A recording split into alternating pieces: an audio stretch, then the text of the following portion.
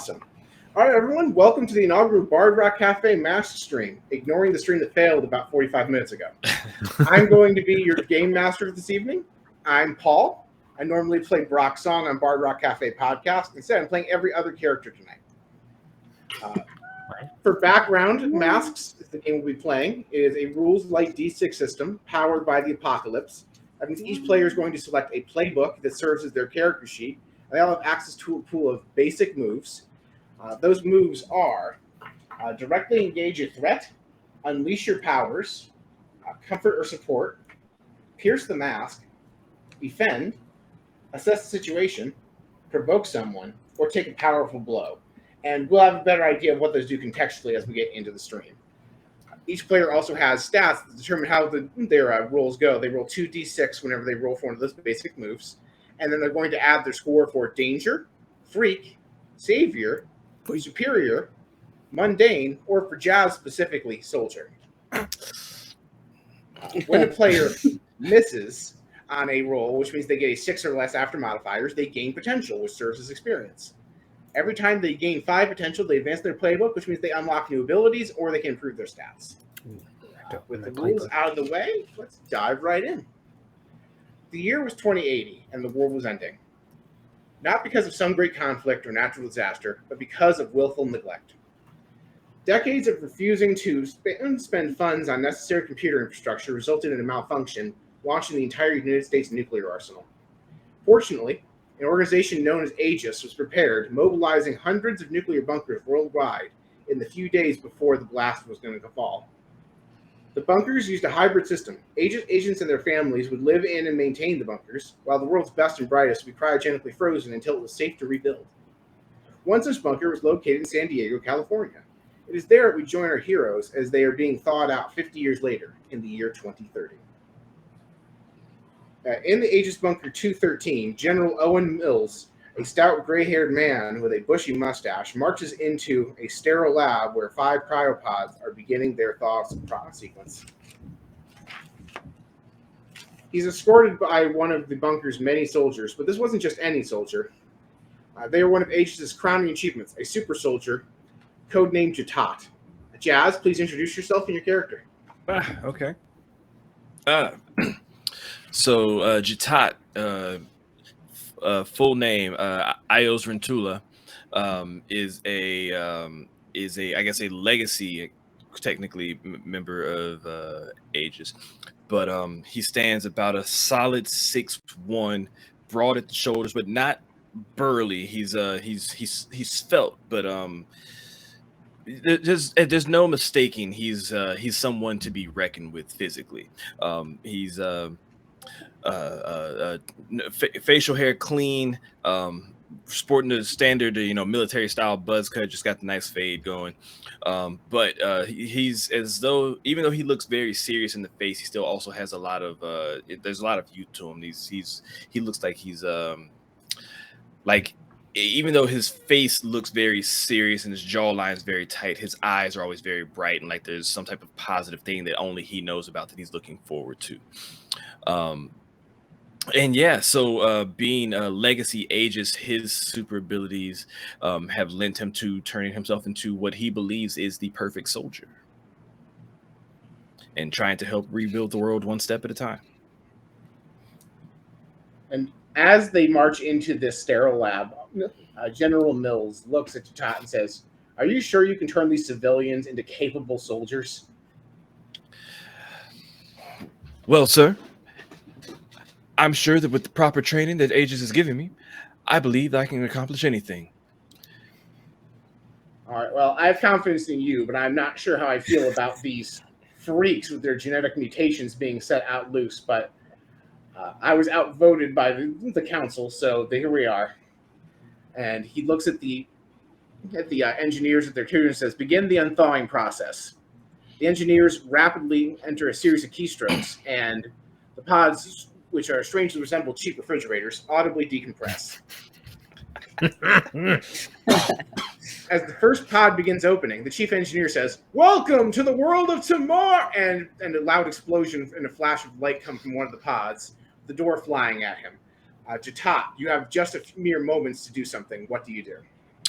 I guess I would move to protect. I guess would that be directly engaging the Right. threat that is the exploding door? So you can engage the threat. It depends on what you're going to do. Okay. If you want to like stop the door in its tracks, that'd be engage a threat. If you want to just like push the guy out of the way, that would be defend someone. I'm gonna stop the door in its tracks. All right, roll to directly engage a threat. Okay. First roll. So let me double check and make sure I understand the rules correctly. So I believe I get to use my move more than a shield here. Yes. Yes, that would be correct. Whenever a player has a move that is more situational than the basic moves, they can use that rule from their playbook instead. Okay. So why don't you explain what your more than a shield does for the audience? When I directly engage a threat heading directly into danger without regard for my own safety, I roll with savior instead of danger. Awesome.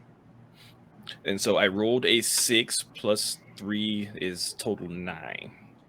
All right, so on a 9, you're going to pick one of the following. You can resist or avoid their blows. You can take something from them. You can create an opportunity for your allies. You can press, surprise, or fight in the opposition. Contextually, since your opposition is a refrigerator door, I feel like avoiding damage yourself is probably the most contextual thing. So I'm going to say you just deflect it to the side where no one gets hurt. That's that one cool? Sounds good. Awesome. And so with the danger superseded and all the engineers looking aghast, they didn't get their the chief engineer injured. Marty's character emerges from the first pod. Marty, why don't you introduce your character that blew the refrigerator door off? All right, so I'll be playing Cal Faulkner, about mid-20s looking guy, pretty slim, about 5'8", 5'9", red hair, kind of curly, green eyes, and at the moment looks like he's on fire. So that's a problem, right? Like, we can agree. Yep. And while you're on fire, you hear a computer voice go, "Danger! There is a fire in the cryogenics lab." And yes, we know, Mom. Thank you. And that is the base's AI, Mom, the mostly operational modem. Nice. That's good. Yep, because computer chips have been fried by nuclear blasts, so we're talking like an old 1950s analog computer that's run by like tech paper. Does she make the screeching noise at like before she talks every time? Like it sounds like a fax machine. No, So they had 50 years to figure out how to turn that off. They unplugged that speaker specifically. Yeah, they like figured out where the feedback was coming from. Don't challenge me. You have 5 more sessions to practice that, right? Like, we can get that done. Pterodactyl noises. Let's not say we did. It's all right.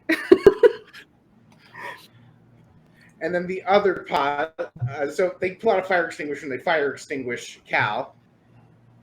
And then the other pods open without incident. So, Justin, can you introduce yourself and your character?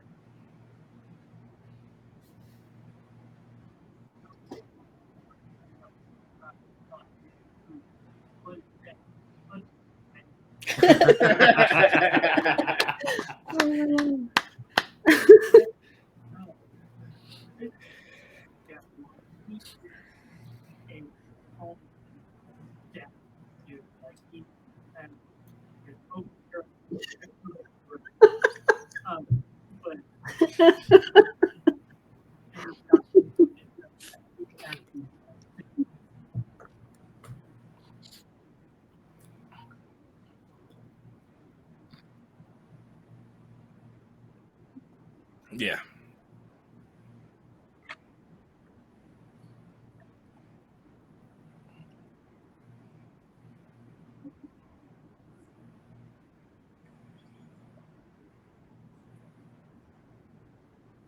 Oh, of course.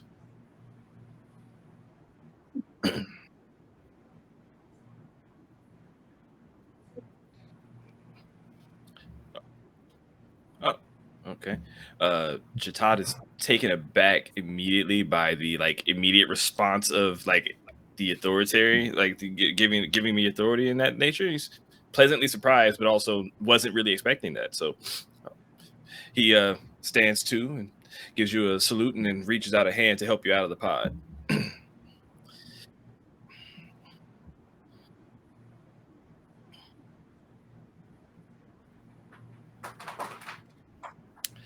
So General Also- Mills, who is clearly wearing more accommodations and is of a higher rank, looks very Yeah. offended by the fact he wasn't acknowledged. Hang on. Yes. Same scene. It's fine.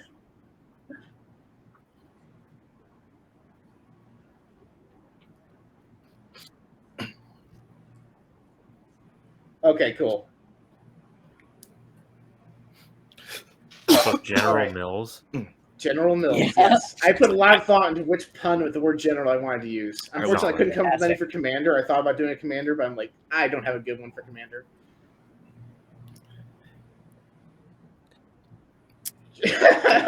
I already made a note about it. I consider General Mortars, but they already did that in a spoof movie of like from the 90s. So I'm like, okay, no. All right, Susie is the next person to unthaw. Susie, please introduce yourself and your character. Awesome. So, so my character is Valerie Lawless. She's young. She's about 18. Short, platinum blonde hair. So I don't have to remember any other color. I can remember that. 5'4", medium build. She's gonna wake up, and so let me get this right. So she's gonna see Jack, she's gonna see Cal, and she's gonna see Flaming Man. Does that Cal sound is about Flaming right? Man. I was gonna say should probably clarify. It's not actually fire. It's like what? How did we describe? We described it as like hard light. Yeah. So But he's been it's very extinguished, though, right? volatile. Yes. It is since been powered down. I imagine good. he's gently glowing, like he's not ready to go Super Saiyan quite yet. Slightly radioactive. Awesome. So she's gonna see like this ragtag band of like military wannabes or real military. It doesn't really matter to her whatsoever. And she's just gonna like probably in between being sick because they were kind of stuck in these refrigerators for a while, and that's really awkward, but she's just gonna be like, fuck. And she's just gonna hop off and stand there because she doesn't know where the hell to go. But she's gonna look like she knows everything, of course. Of course. And then, sorry. I was gonna say, with the same respect, Jatat will make his way over to Val and reach out his hand for a handshake and introduce himself. Make sure you're okay. Oh man, yeah. She's gonna look at that hand. She's gonna look at him, and she's gonna be like, she's just gonna reach out and like give you an awkward like fist bump on your open palm. And turn around. Turkey. I was expecting them to reach in and swipe your hair back. That's what I was expecting. Oh my god. Cal just kind of looks around and goes, so the exploding that's not how that was supposed to go? No. We'll debrief you all in a moment. Just let us get this last person unthawed. And Jackie's character is unthawed next. Okay, yeah, I play Malaclips, or Mal for short. It is a late teens, very like scrawny, scrungy, wearing like kind of like Hot Topic, but it went grunge because of how badly it's been worn, and just whenever it wakes up, it's like very suspicious immediately, especially seeing people in military gear. and just kind of like cautiously looks at people and gets out of the fridge.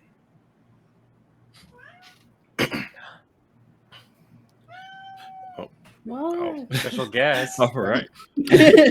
So, in kind, Jatad, after taking the turkey from Val, makes his way over to Mal, and tries to check on it and make sure that it's okay. I'm fine.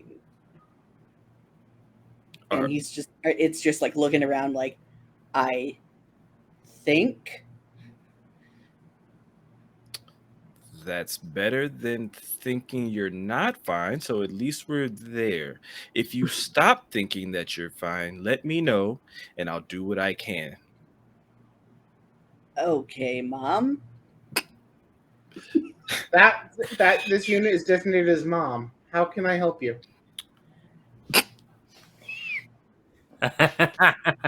What?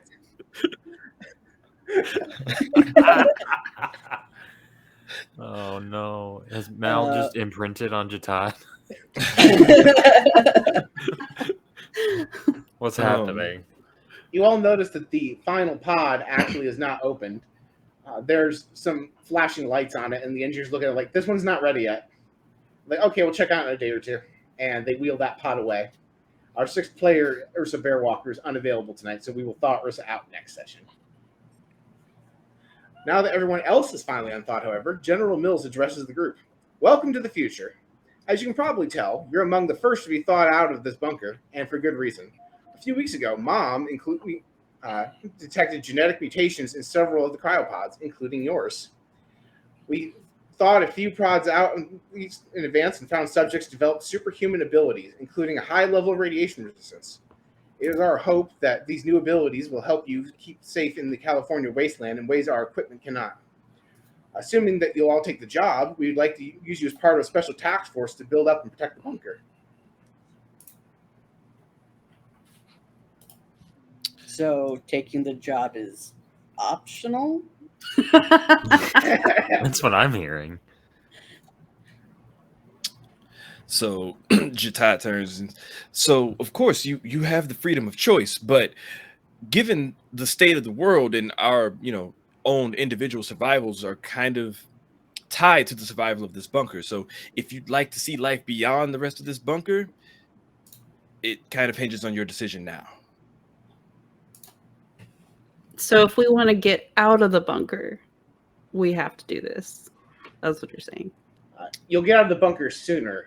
With the limited resources we have and with the overall quality of life outside, high levels of radiation, dangerous wildlife that is resistant to conventional weaponry, it would take us a substantially longer amount of time to develop the area outside the bunker so it's habitable for you all to go outside if you don't help.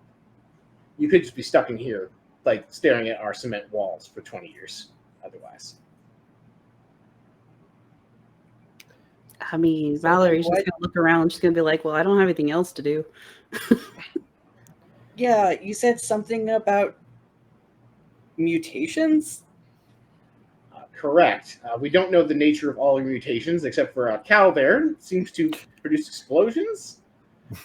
But each of you has a genetic mutation based on the data Mom gathered.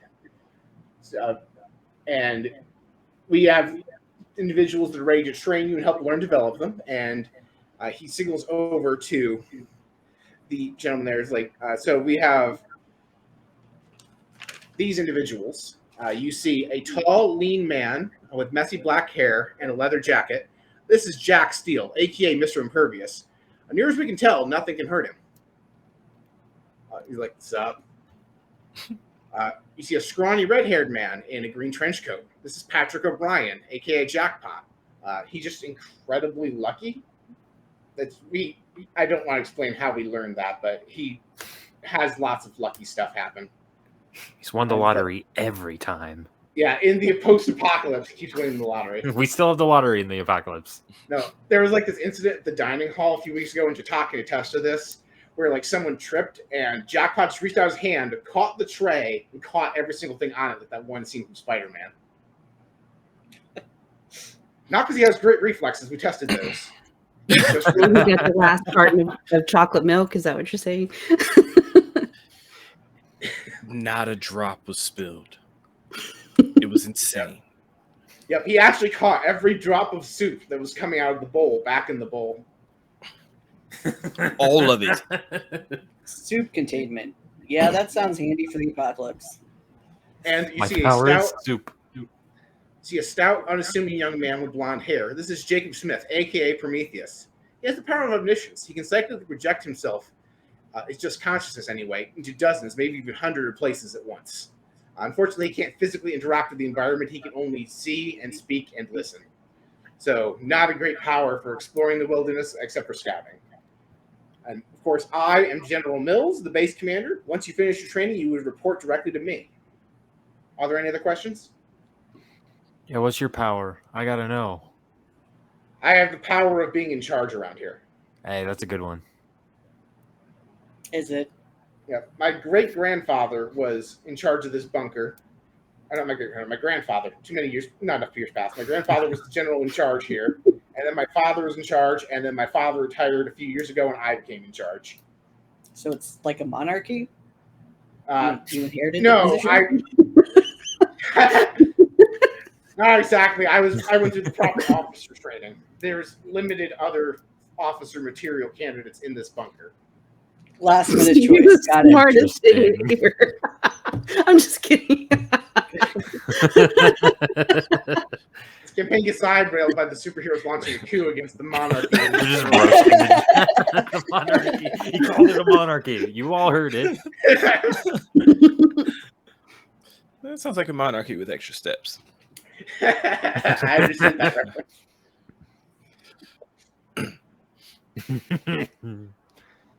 Okay, so what do we do now? If you all agree to participate in this specialized units team, we will get you situated in your own barracks, and we will begin your training. Is everybody on board to join our team? Not like the other choice seems that great. Jatad immediately snaps to and salutes. Yes, sir.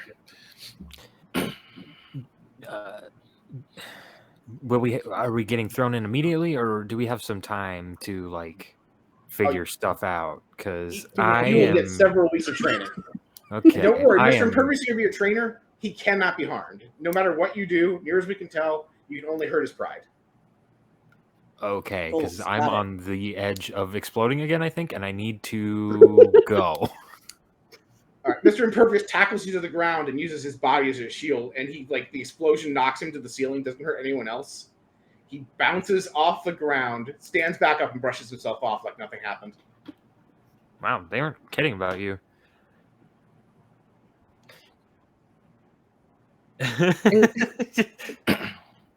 So, is this Jack Steele gonna like accompany us everywhere we go, kind of like a therapy dog, you know?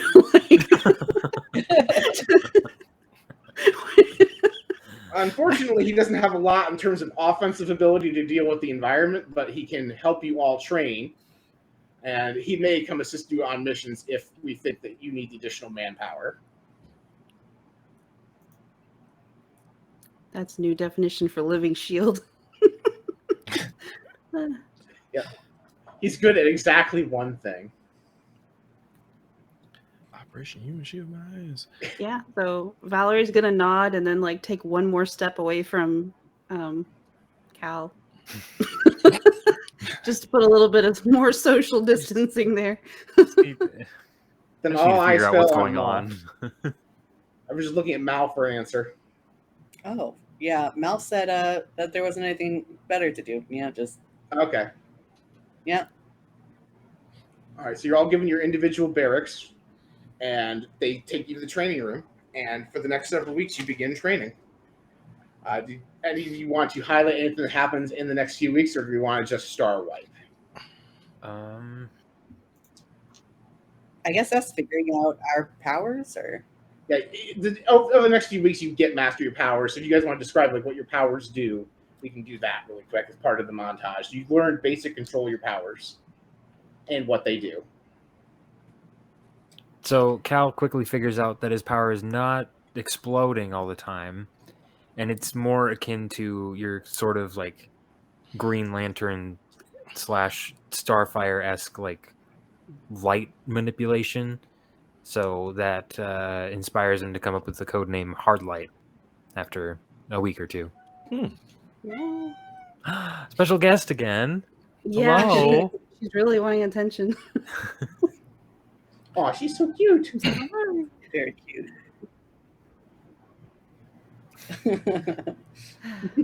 I would gladly do that. I work from home and she's like this all day long.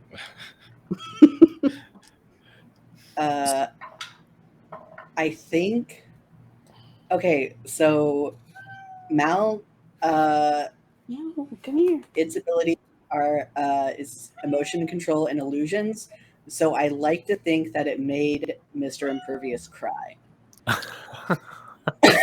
No, you found how to hurt Mr. Impervious. He is not immune to psychic damage. Yes. You hurt I don't his know. Maybe feelings. like just showed him like a really small, like sad kitten or something like with illusions, and then like did the emotion control. He's like, I haven't seen a kitten in 50 years. Oh, That is sad. how old is Mr. Impervious? He was cryogenically frozen like you. 50 years was like 3 days ago okay. for him. Fair enough. My brain says that you showed him the kitten. He got excited, and then it was when you took it away. Yeah. Oh, Yeah. So and Malaclips is just Malaclips or Mal, just nothing fancier. no. Okay. Ios or Jitat learns through the process that he's got super strength and durability. Not he's not Mr. Impervious, but he's overwhelmingly strong. He can take a good hit, and he's also got like a small bit of energy blast that he can fire from his fist. Can't seem to like fire lasers or anything or like fly, but he can just kind of focus power forward and fire off energy blast. Oh, Ryu. What? He's got the Hadouken and everything.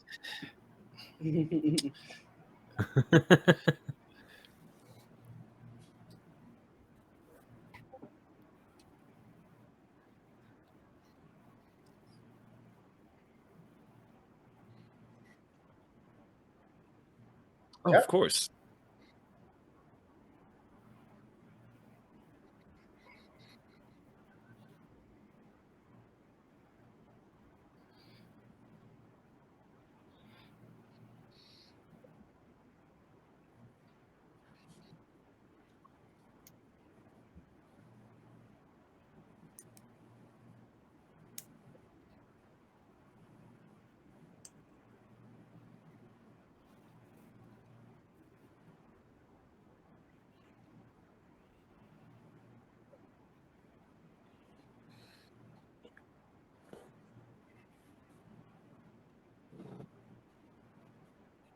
Ooh. Oh, we lost your sound on the chat.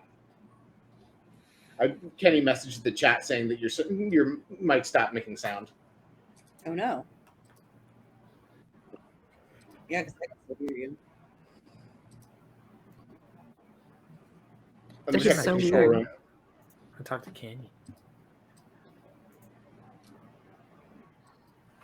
Pull a nuke out of the bag. Oh, Mm. That's fun. hopefully that hasn't been going the whole time. Oh no. Oh no. It's okay. We're here. We'll do it live.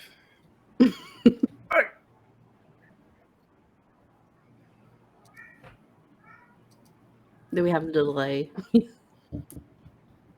The cat did it. The cat did it. That's funny.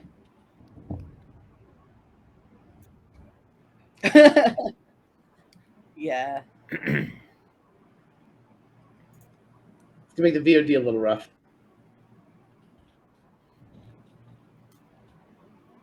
If any, it doesn't have to be Kenny. Anybody in the chat can confirm.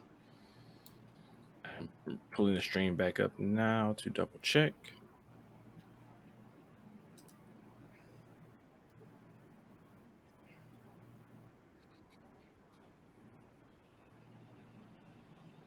I see you. Nope. Yep. Nope. Yep. I am seeing your face move and no audio is coming with it. Oh no.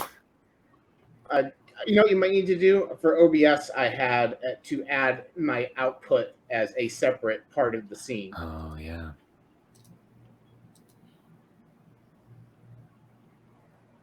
Okay. Now XSplit says that I'm coming through. Yes. Yes, you are. Yes? Okay. Yes. Fuck. Awesome. You did We it. lived. We lived, everybody. We did it. Everybody, That welcome Hito sucks. to the stream. Welcome Yeah. to the stream. Everything I've already said. That sucks. I'm sorry. Yeah, what are you gonna do? That's showbiz, baby. Okay. So, I'll just start over again. Jack's mutation is that he is just stronger and faster a little bit, not like super strength or anything of that nature. So early on, we just see him kind of sparring with Jatat some, and then after a while, he goes out and he finds like some rusted golden bracers near some military facility. With the help of some people at Aegis, finds out that they are from like a failed power armor set. They kind of get him back into working order, and he can now he now has like bracers on his wrist that are kind of clockwork, and he can clank together and make gauntlets from by spinning them around. That then like directly increases strength even more to like superhuman levels. Nice. And after he gets that, we see him like sparring again, using whatever training facilities they have on base to like just wreck shit. He is definitely punching holes in walls. He maybe accidentally ripped open a door once. Every time Mal is there, it's just like thumbs up. Good destruction. Thank you very much. Yeah, so we know just because of like my character sheet that at some point Val gets like a burr under her skin and decides to maybe she finds her powers by coincidentally using them on Cal. So Val has fear manipulation, and she can sort of touch like any object and make that someone's like obsessively worst fear. So, you know, not realizing exactly how traumatizing this would be, she may or may not have done that to Cal, and it was kind of like it's a little bit like whenever I was a little kid, I pulled a chair out from underneath someone because I thought it'd be funny, and they actually like hurt. Like they didn't go to the hospital, but it was not funny. And this is going to be one of Val's moments where she thought it would be funny and it was not funny at all, and so she feels bad about that. Yeah, I think Cal just has a straight up panic attack about it. Yeah. I'm pretty sure you're probably less okay than Val is. All right, so after a few weeks, you do have a basic control and understanding of your powers. And when you finish your training, you're each presented a colored set of tactical gear. Val is presented yellow, Cal is presented red, Mal blue, Jatat green, and Gears orange. I thought for a hot second you were just going to color code it the same as our character keeper. Yeah, me too. That was a coincidence. Okay. I ran out of Power Ranger colors. Ursa's pre-assigned black. Okay. Despite a few minor mishaps, you've done well learning basic control of your powers, General Mills tells you all. Time for your first mission. Today, should be a milk run for you all. There's a large junkyard we regularly salvage from a few miles outside of here. We usually only send teams for short bursts because of the hostile wildlife in the area. We sent military personnel, but the wildlife is resistant to conventional weaponry, so it's not very effective. We are hoping that because of the travel time and distance, short excursions are very costly. We're hoping that by sending you, we can send them for a more extended period of time, and you can help keep them alive and keep them safe. Does anyone have any questions? Seems What seems kind pretty of wildlife straightforward. are we talking? All right. Well, there's a myriad of wildlife. Lots of animals that were able to survive their species in the nuclear wasteland. Some of the scariest things we deal with we have Guai, which are basically giant grizzly bears. We have Deathclaws, which are, imagine a Tyrannosaurus Rex, but with large arms and claws instead of the little ones, and with the horns of a Triceratops. They are big and mean and scary. And then probably the most terrifying of them all are Scorchbeasts, mutant bats the size of fantasy dragons. I don't think those were there 50 years ago. Just putting that out there. No, the nuclear fallout caused them all to mutate drastically. Excuse me, sir. So I've done my best to try and be up to date or get updated on all of these things. But are you telling me just because of the name, it seems like these Scorchbeasts have some type of fire manipulation about them? No, we call them that because they have visible burns from the nuclear wasteland. Okay. They seem resistant to fire. Actually, we tried flamethrowing them; they just kind of laughed it off. Yeah, they make this horrible laughing sound too. Who are we protecting again? Like, I'll be sending a team of salvage engineers that'll be combing through the junk to try and find what we can use for parts. One of the things they're working on is a device to reduce the radiation levels outside the bunker so people can safely build up crops and such on the outside of the bunker. Right now, the area outside is too heavily irradiated, so that's one of the priorities they're working on, but they need parts. Okay. Yeah, I mean, it sounds like a great idea to find some radiated parts to help unradiate things. Makes sense to me. Bam! You know what? It's fine. Let's do this.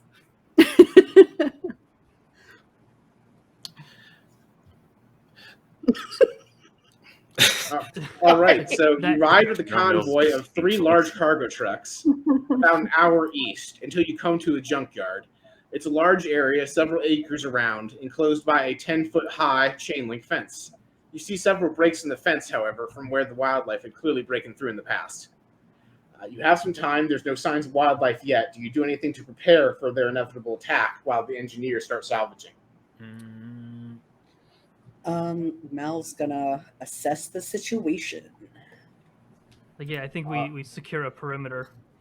All right, you guys go around secure the perimeter, sure. So, Yeah. Who would like to roll superior on your group effort to assess the situation? We want to go with Mal? Yeah, I can do it. I say I volunteer Mal. Yeah. Okay, I got a 10. Cool. All right. On 10, you can ask Nice. 2 of the following things. What here can I use to insert question? What is the biggest threat? What here is the greatest danger? Who here is the most vulnerable to me? And how could we best end this quickly? Let's go with what here is the biggest threat. All right.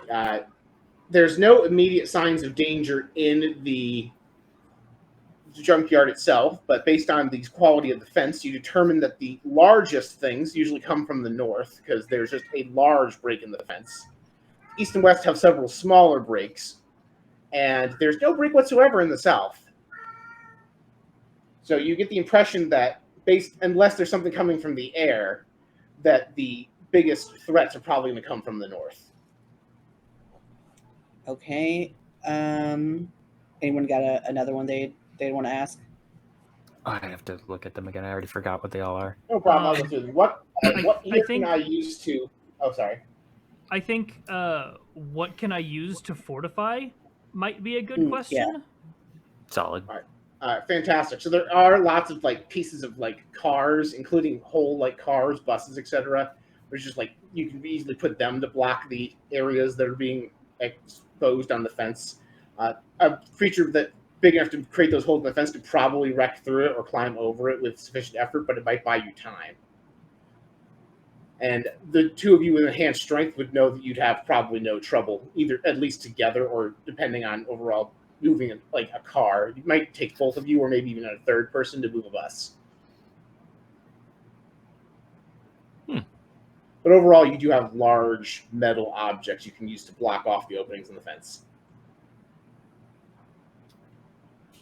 Is this something I could also potentially use my powers to set up like a barrier of some type? Do your hard light barriers require any sort of concentration or setup, or do they just like what is the nature of your power in terms of permanency? I don't know. I know, like, using the Green Lantern as reference, the Green Lantern usually has to extend willpower into maintain their contracts for an extended period of time. They don't just summon a wall. They have to actively concentrate on the wall. Trying to figure out how to game But you could, like, make a hard, like, forklift and push cars over to block stuff. Yeah, why don't we do that? All right, I'm going to go ahead and say, because this is just stuff that's heavy, and two of you have super strength, and one of you can make things. This is no difficult task for you. You have time. You block off the breaks in the fence. And then Malaclypse is going to create an illusion of like a smaller than actual Godzilla, but Godzilla peeking over the top of the fence to like scare people off or creatures off, hopefully. And that would be a concentration thing. So, like so it'll scare the bears. Maybe bears are afraid of things that are marginally bigger than them. Yeah, that's true. Go ahead and roll to unleash your power to see how menacing you can make this Godzilla structure. Oh yeah, unleash my power. Plus freak. That is an 8 + 1, a 9. Right, so on a 9, you're either going to mark a condition or I will tell you how the effect is unstable or temporary. So I will tell you right now, we won't mark a condition just now.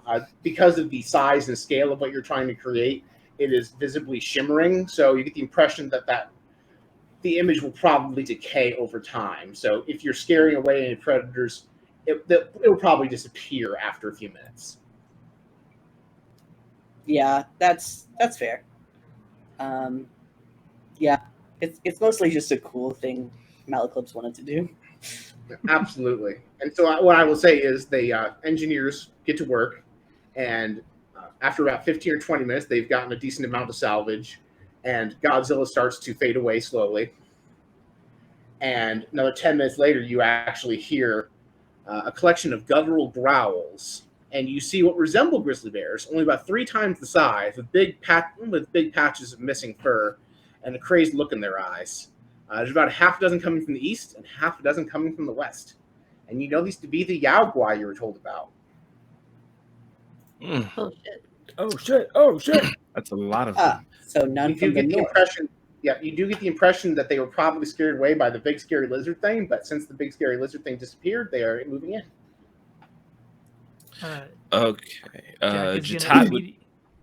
Sorry, go ahead. Oh, there's no initiative in this game, unfortunately.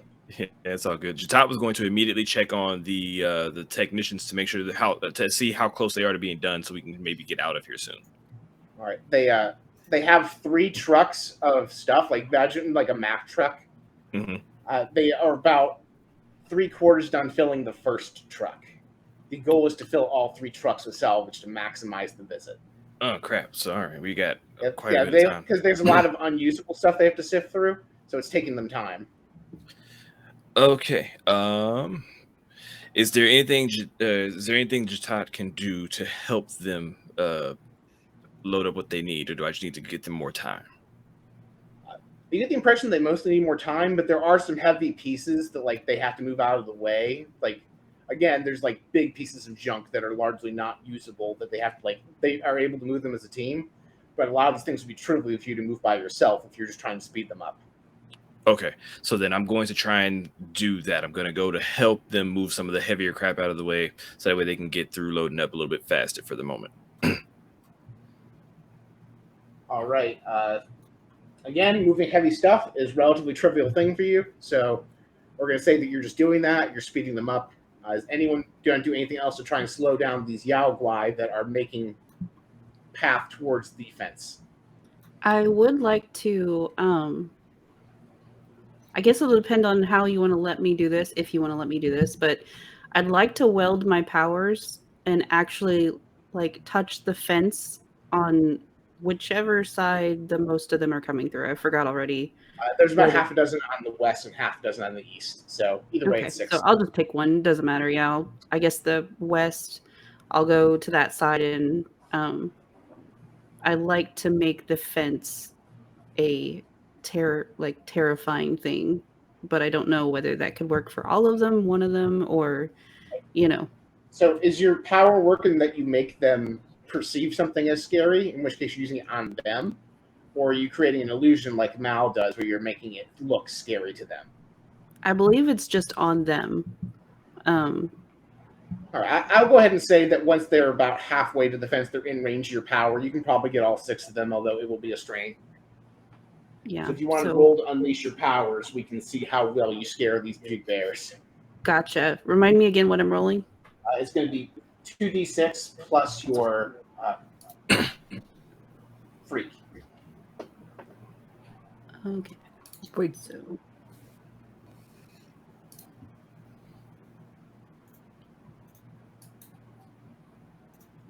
Okay, so we got 6 plus 1, so 7. All right, so on a 7, I'm going to explain to you how it is going to be unstable or temporary. You can only scare half the Yao Guai. Half of them turn tail, the other 3 are still making their way here. That's fair. And then why don't we do, I know Jack had something before Jashad jumped in. Jack, what do you want to do about the Yao Guai? There's 6 on the east and 3 on the west left. He is immediately going to bolt over to the east, kind of hop directly onto the other side of the fence, unfurl, I guess is the proper word, like the gauntlets over his arms, and just kind of square up to get ready to punch some bears. All right. So he's ready to punch the bears. And the bears haven't quite closed the distance. Mal and Cal, do either one of you have anything you want to do before the bears get to the fences? I guess I'll start actually using my character features and charge up my powers with burn. So when you charge up your powers, roll plus conditions you already have marked. On a hit, hold 3. On a 7 to 9, mark a condition. On a miss, hold 2 and mark 3 conditions. And I can spend my burn on other features. So I'm going to do a roll. That's a 4. So I think that's a miss. That is a miss. So go ahead and gain some potential. And then I think you take 3 conditions. Do you choose the conditions? Do I choose the conditions? I have no idea. It just does mark 3 conditions. Generally, the player chooses, unless it's like a hit from something the GM did, the player chooses their conditions. Because it's like your mental state. How do you feel that you can't charge as well? Afraid that I'm gonna do afraid, insecure, and guilty, because I'm worried I'm gonna lose control immediately again. Yeah. You do still get 2 burn though, so it's not nothing. All right, and then Mal, do you have anything before the Yao Guai breach the fence? I was trying to think. I think so my plan is to make another illusion of like a big tasty steak over on one side, and use my are you watching closely when you mislead, distract, or trick someone. So if that works, then I'll use this on the west, the one that just has 3 left. All right, so you summon a big juicy steak. Awesome. So go ahead and roll to unleash your power. See how convincing this stake is in distracting the 3 remaining Guai on the west side. That is 7 plus 1 and 8. All right, so with an 8, it looks and smells delicious, but only 2 of the Guai were stupid enough to fall for it. There's still one Guai that is starting. It has now breached the part with the cars. It is trying to claw its way over the cars blocking it. It's too well done. Okay. I do want to say that with that, so my move, when you mislead, distract, or trick someone, roll plus superior. On a hit, they are fooled, at least for a moment. Okay. You get an opportunity. I could choose, depending on my role, you get an opportunity, you expose weakness or flaw, you confuse them for some time. Okay. Or you avoid further entanglement. So, I didn't realize you had a super sitting feature. My apologies. Yeah. All right, so all 3 Guai are temporarily distracted. You get the impression one of them is losing interest, though. Okay. But you did buy some time for the west side. West side. And at this point, on the east side, the 6 Guai have closed in, and they see fresh meat, so they're focused on Jack.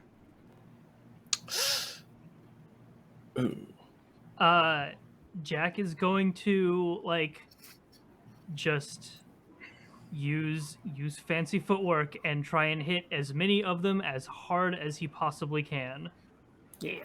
All right. Do you have is fancy footwork one of your features, or is that just a flourish? I will be using in a china shop. When I directly engage a threat, I can cause significant collateral damage to my environment to choose an additional option, even on a miss. All right. So,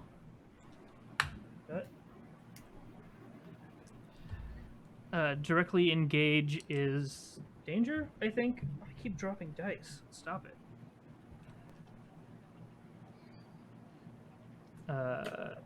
Yeah, directly engage is danger. So, that is an 11. Ooh. Oh. All right. So I get to pick 3 things from this list. I am going to resist or avoid their blows, so that they can't hit me back. All right. Float like a butterfly, sting like a bee. Yeah. I am going to take something from them. I think I'm going to take their mobility. And is there anybody else over on this side with me? Nope. You have been left to your own devices. Marty is not clarified which direction Cal is moving, so Cal could go either direction at the moment, but Cal's still powering up. And Jata is helping the engineers dig through rubble. Okay. For my third, I will create an opportunity for Cal. So I think what this looks like is he is definitely kind of going low. He's hitting at stomach and legs, and has at one point just ripped off part of the fence that he helped build and smacks one of them with it. Effectively breaking the perimeter as part of the collateral damage, if that's cool with you. Yep. That seems fine. I'm just imagining you pick up a car and are bludgeoning bears with it. Yeah. It's awesome. So, yeah, they don't hit me back. I'm keeping them in place for the moment by taking their mobility. And I have created an opportunity for Cal, probably by keeping them all in one general area. All right. Top of the round, we're gonna do an order now. We have a loose idea of where everyone went. Jata, you are able to move some stuff around, so the engineers have filled the first truck completely. But you do hear your teammates struggling. There's one Guai you can see on the west. It looks like they probably 2 of them together probably have that under control. You see Cal try powering up and kind of get and you get the impression that maybe Cal will be helping Jack, maybe, but you don't know because that would be me reading too much behind what Cal's doing. And you see that Jack is just boxing with 6 bears with a car. Okay, so seeing that the danger is closing in around them, and that specifically Jack is now found himself tied up with the Guai, Jatat's going to try and analyze the full situation and really get a good sense of what's going on before he gets started. So I'm going to use my ability before we get started to try and observe the opposition. And then I've got to roll 2d6 plus Savior. It says on a 10 plus hold 3. Oh, that fell off the table. I'm going to re-roll that single. The one that's up here is a 3, though. That's a 6. That's a 10 total. So, yeah. So I hold 3. And so during the fight, I get to spend some of my hold to make other actions happen. But after observing, I'll start making my way to try and assist Jack. All right. Let's say that with your superhuman athleticism, you're able to clear the distance from the engineers there in a relatively quick fashion. Okay. So you're able to get to the top of the perimeter. You could at least have time to energy blast a bear if you don't want to directly engage them. You are in range. I will actually. I'm going to try and energy blast one of the bears in a manner to burn one of my hold points to stun it right as it's in mid approach towards Jack. So maybe try and thin the herd out. That's all about to bear down on him. All right, fantastic. So roll to unleash your powers. That is plus free. Okay. That is a 10. Let's go. All right, 10 you do that. One of the bears just gets, you'd energy blast them right in the chin. They fall unconscious on the ground. Nice.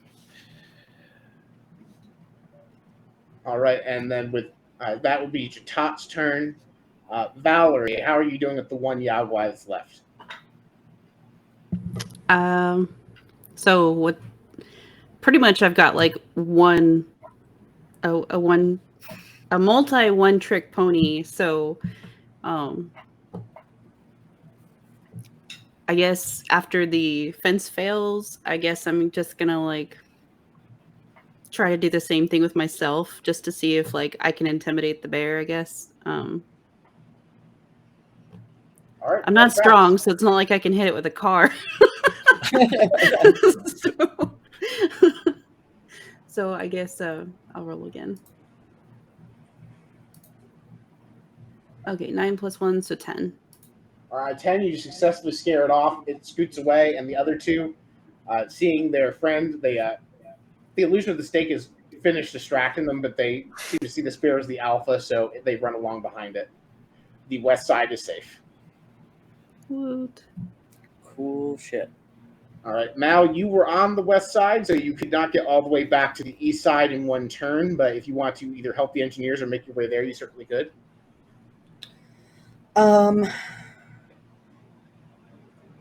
I guess, I'll start going on the way back, but stop by the engineers and, I don't know, use my emotion control to like make him real hyped. Be like, yeah, we're doing this. Right. See if I can help him do better. All right, so there is a comfort or support someone that you roll plus mundane, but are you using your powers to do it? So I don't know if unleash your powers is more accurate. As you play the kind of feature for this, I'm definitely using my powers. I'm not good with people. All right, we'll roll to unleash your powers and see how much you can spur them up for some motivation.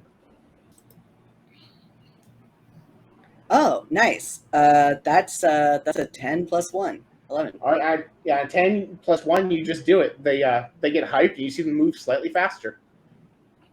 They seem unconcerned, completely calm about the fact that their area is currently under attack. And then Cal, is now you in the order. Okay. So since the west side is safe, right? Yep, the west side seems to be safe. I'll head over to the east. And remind me, what's all over here? There are 5 bears currently trying to take Jack down. The 6th bear is unconscious in the background. Okay. And Jack seems to have mostly immobilized the 3 or 4 bears around them. They're focused on Jack, and Jack's done a pretty good job of clipping the wind out of their sails. But they're still trying to attack Jack. Okay. I'm gonna hit some of them with one of my burn abilities, Reality Storm. Channel Destructive Burst with your powers. Spend 1 burn to directly engage a threat using your powers, rolling plus freak instead of plus danger. If you do, you'll cause unwanted collateral damage unless you spend another burn. All right, I'm going to go ahead and So, say that collateral damage would be on Jack because Jack is in close quarters with these bears. That's perfectly fair. okay. Or I can just spend my other Yeah. burn point to just do it with no damage. Yeah, just letting you know what you would be deciding on. Would you like to spend your Um, additional burn to keep Jack safe from your fiery blast explosion? Narratively, I don't think Cal has enough control to do that yet.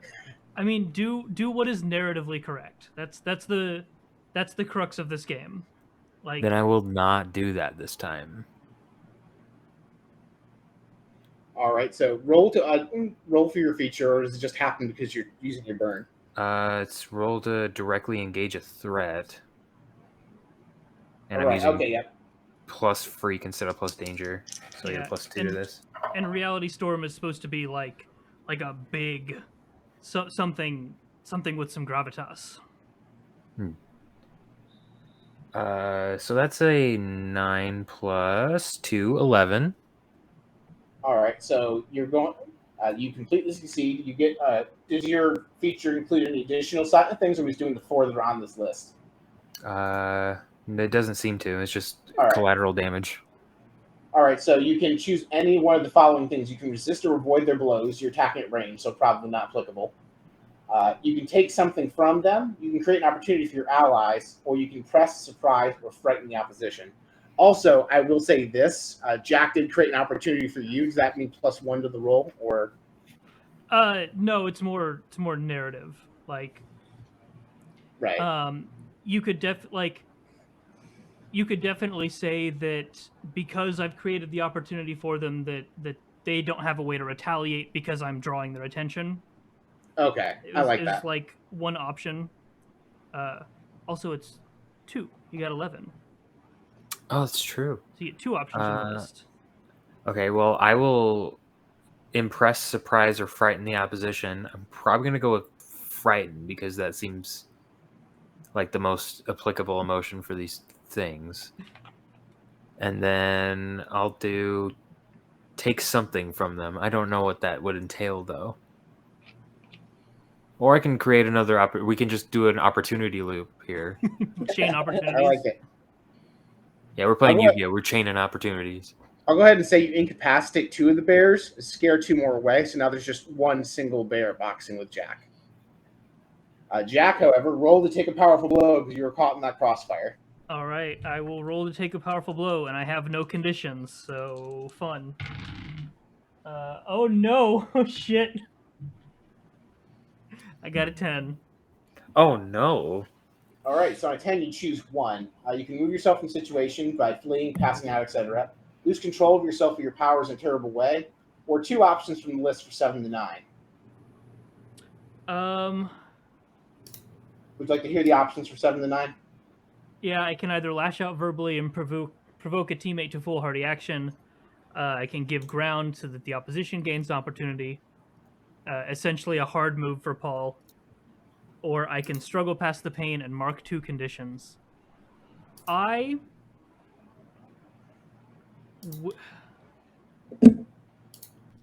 on, do I have influence over? You do have influence on No, I do not. Cal. My sheet says you do.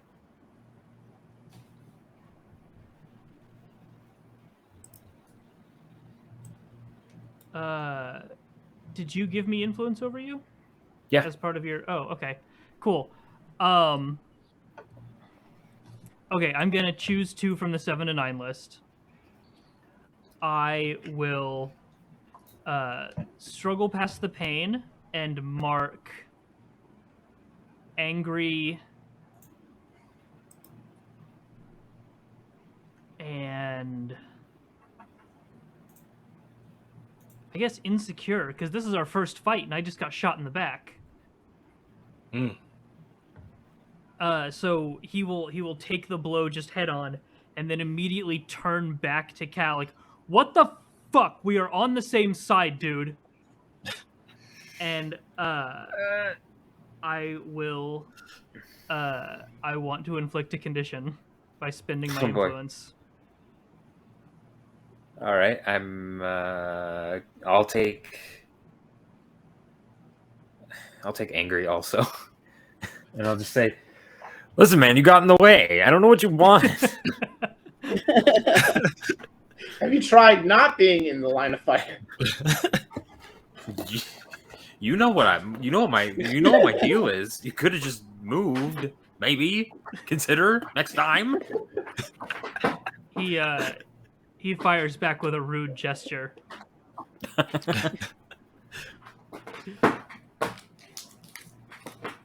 And then, Jack, there's one bear bearing down on you. There is one bear bearing down. I think in his anger, Jack's going to just like grab and pick up this bear and then just like break him over his knee. Oh my god. This just got so savage. The bear backbreaker, I love it. All right, well, that is definitely rolling to unleash your powers. Okay. I just imagine that he's like locked eyes with Cal this whole time. Like, Oh yeah, he's just it got real. Okay. and I have thick and thin skinned. So whenever I have angry marked, I take a +1 ongoing to unleash my powers. So that is a 9. All right, so on a 9, I'm going to go ahead and say, just go ahead and mark another condition, but you can totally backbreaker this bear. Okay. Now, because I'm assigning it, does that mean I choose your condition? No. So the way this Okay. works is like Okay. I would choose either I mark a condition or I cede control to you to tell me how it's unstable or temporary. Okay. Okie dokie. So I was doing that wrong the first couple times. Yeah. All right, so up to you. Do you want to temporarily incapacitate this bear or mark a condition? I don't think there's a condition that is applicable right now. So yeah, tell me how it is either unstable or temporary. You can see the bear is stunned, and you knock the wind out of it, but it's probably going to get up in a couple of minutes. Okay. It's not unconscious like the other bears are. He just dumps it on the ground in front of him. All right, so all the bears but half a bear have been dealt with. Half a bear. Half a There's just bear. one panting bear on the ground. But you do hear off in the distance from the north a deep thump noise, and you can feel vibrations in the ground. And you get the impression, by the fact that a few more rhythmic thumps and vibrations come, something big and menacing is approaching from the north. It's not here yet. It's not even visible yet, but you get the impression something's coming soon. Jack needs to let out some steam, and he just stomps over in that direction. Okay. While Jack is stomping off, Jatat, seeing him take that blast, is a little concerned. So he just like runs over, like pats him on the shoulder, like, "Hey man, are you okay? You sure you're up for this next bit?" Yeah, I'll be fine. Am As long as he I? doesn't shoot me again. So I've got influence on. Say, are you trying to Jack. become? Are you trying to? Yeah, I'm comfort trying Jatat? to comfort him a little bit, try and like calm him back down. I can see he just got a little ticked off after all that, so I'm trying to help him get his mind back in the right space. Am I able to exert influence on him to maybe remove a condition? Is that Yeah, that's exactly what comfort support does. So okay. go ahead Yeah. and roll to do that. okay? I'd say you can- And Because that's all. You can also spend influence to do that. So it just like, do you want to roll for it, or do you want to give up that point of influence?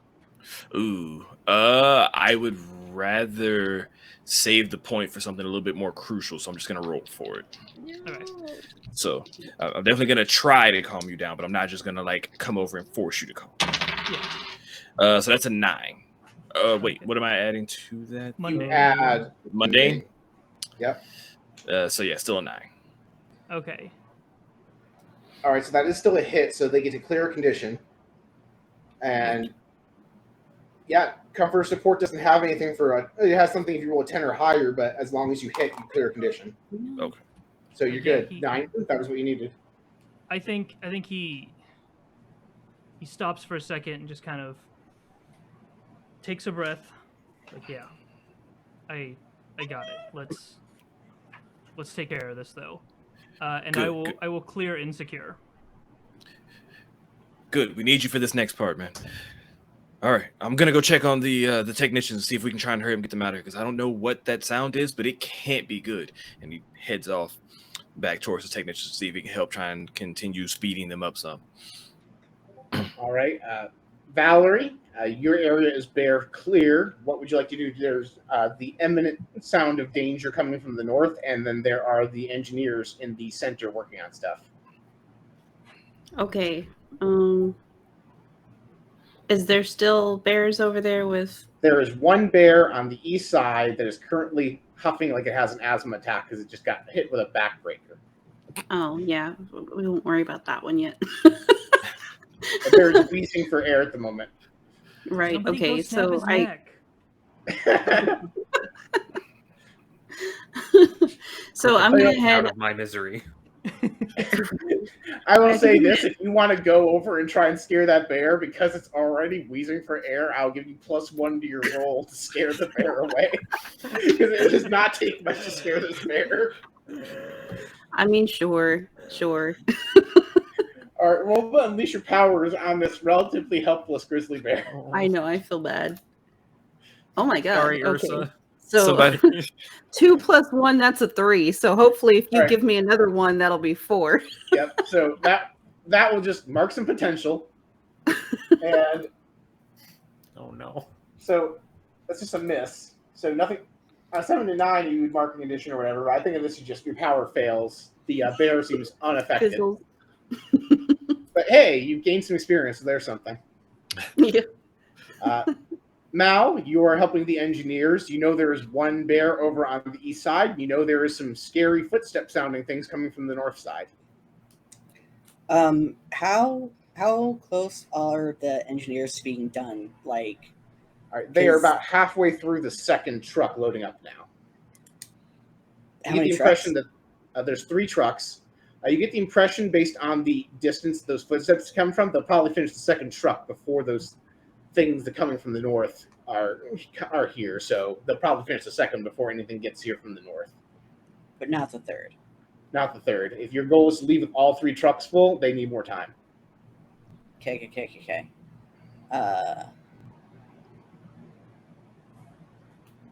But we could leave with just only 2 and just go. Yes, you could. If you could convince the engineers that they'd be better off going with just 2 stuff.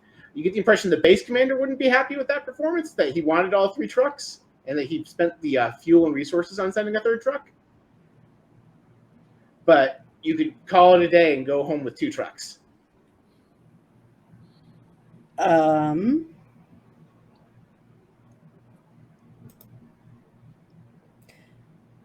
I think Mal's going to be freaked out by that big sound. Like, it can barely control, its make people sad and see things ability.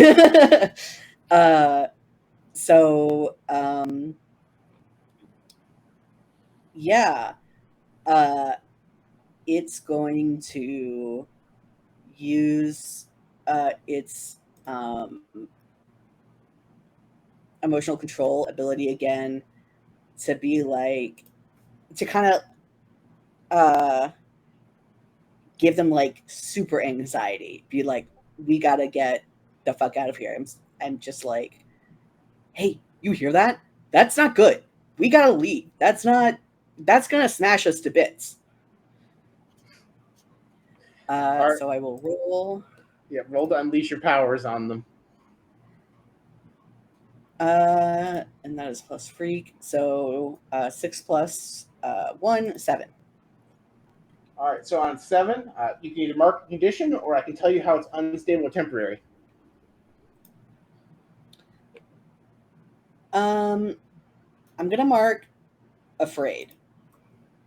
All right, sounds That fine. feels They, very applicable. yep, they like, yeah, let's get out of here, and they load up the last pieces of junk they have in the second truck, and they hop in and they start honking the horde for everyone to get in the trucks. And matter of fact, they turn around and start driving towards the exit without you all, but at a leisurely speed you can probably catch up with.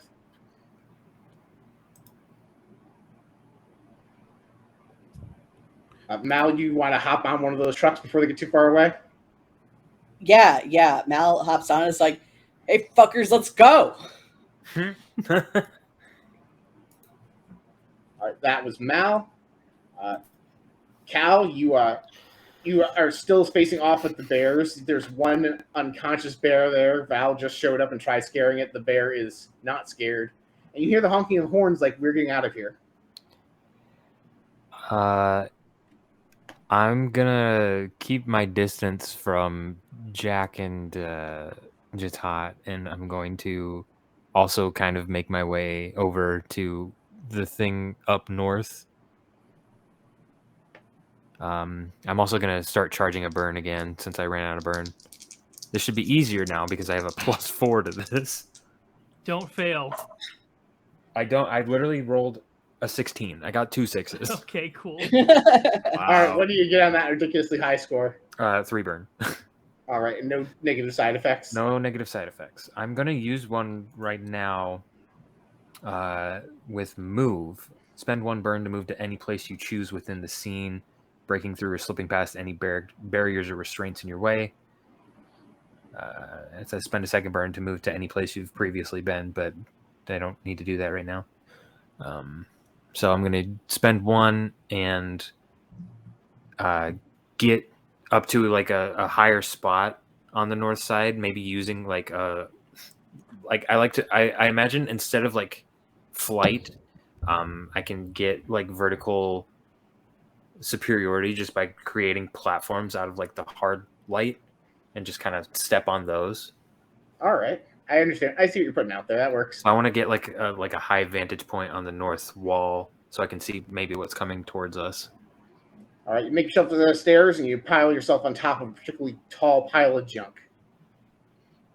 Or if you want, you just have a light platform you're standing on. I was just planning to stand on a light platform. All right, awesome. All right, but you are aware that those trucks are driving away and leaving you here to die, right?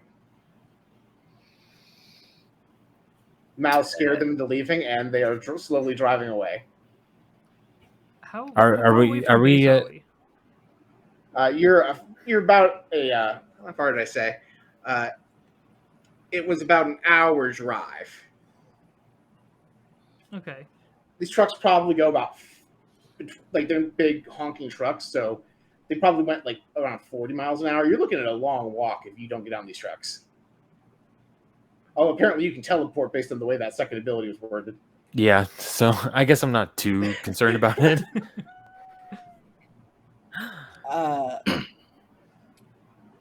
I think, okay, depending on what the next, if like no one else gets on the trucks, Mal's gonna try to go take over the empty truck and drive back because it's wants to leave, but it's not going to leave everyone else.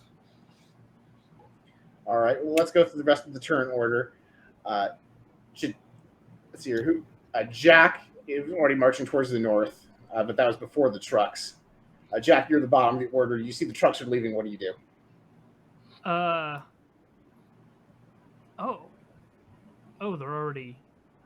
already done. You actually, I would say from this distance, you can see one of the trucks is completely empty, so they're leaving prematurely. All right, change of plans. And he's gonna head back to the trucks. He definitely wants to punch whatever this thing is. He definitely wants to get like some frustration out. But he realizes that apparently mission over. All right, so you get back to the truck with no issue because you have enhanced strength and speed, so it's just a light jog for you to get on the back of one of these trucks because they're not up to full speed yet. Jatat, you see the trucks are turning tail and running, and you can see that the third truck is empty, so they are clearly leaving before the mission is over. Okay. Well, that's not gonna work. Jatat is all about successfully completing this whole mission. We need to get all of the stuff we came out here for.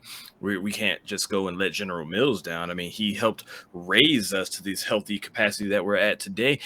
We just can't give up on that. So I'm going to burn one of my points from before we get started to cross the distance between me and the trucks, and I'm gonna try and run all the way out in front of the trucks and get them to stop. Like I'm just gonna even if I've got to like plant hands on truck and stop truck physically, like if they don't stop from me getting in front of them, I'm going to stop the truck and be like, no, we've got a job to do here. We are capable of finishing this, guys. And talking to everybody, talking to Mal, or trying to convince Mal and all of the technicians and everybody else that can hear my voice. Like, let's focus in, let's get this done, and let's go home safe together and successful. So that's the plan.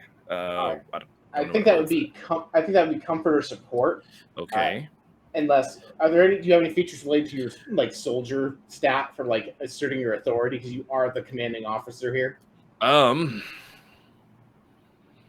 was looking at my team move, but I'm also just considering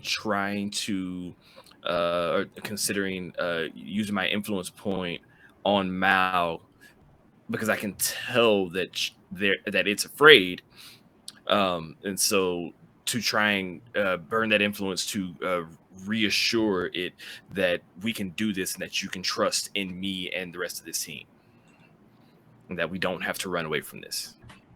All right, what would you like to do? Roll to comfort or support the engineers trying to drive away, or do you want to use your influence on Mal to get Mal to release them from their thrall?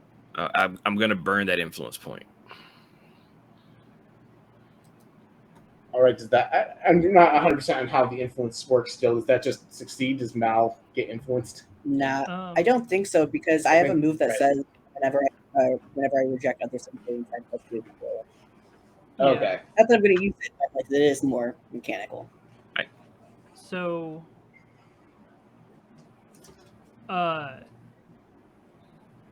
Jatat can spend their influence over Mal to take an additional +1 on a move that targets them, and you can decide whether to do this after you roll. Okay. Oh, okay. Okay. But if Mal wants to reject it, then they basically kind of fight, like verbally, and get angsty, because that's how this game works. All right. We'll go ahead and roll comfort or support, and we'll say that you can still influence the engineers so they can hear you arguing with Mal. Okay. So it'll be Mal's in the splash zone, or the engineers are, whatever. You're giving an inspiring speech. Yes. All right. So that's not promising. The one that stayed on the table is a 1. The one that fell off is a 1. Womp womp. Womp, So mark womp. potential, and they're yelling at you, get out of the way, we need to get out of here, we're in danger. All right. So they're just honking at me to get out the way. All right, cool. Like, you get the impression they're not going to run you over, but they would like you to move out of the way. They would like you to move, please. Strongly suggesting. I tried. All right, Valerie, you see the trucks are trying to drive away.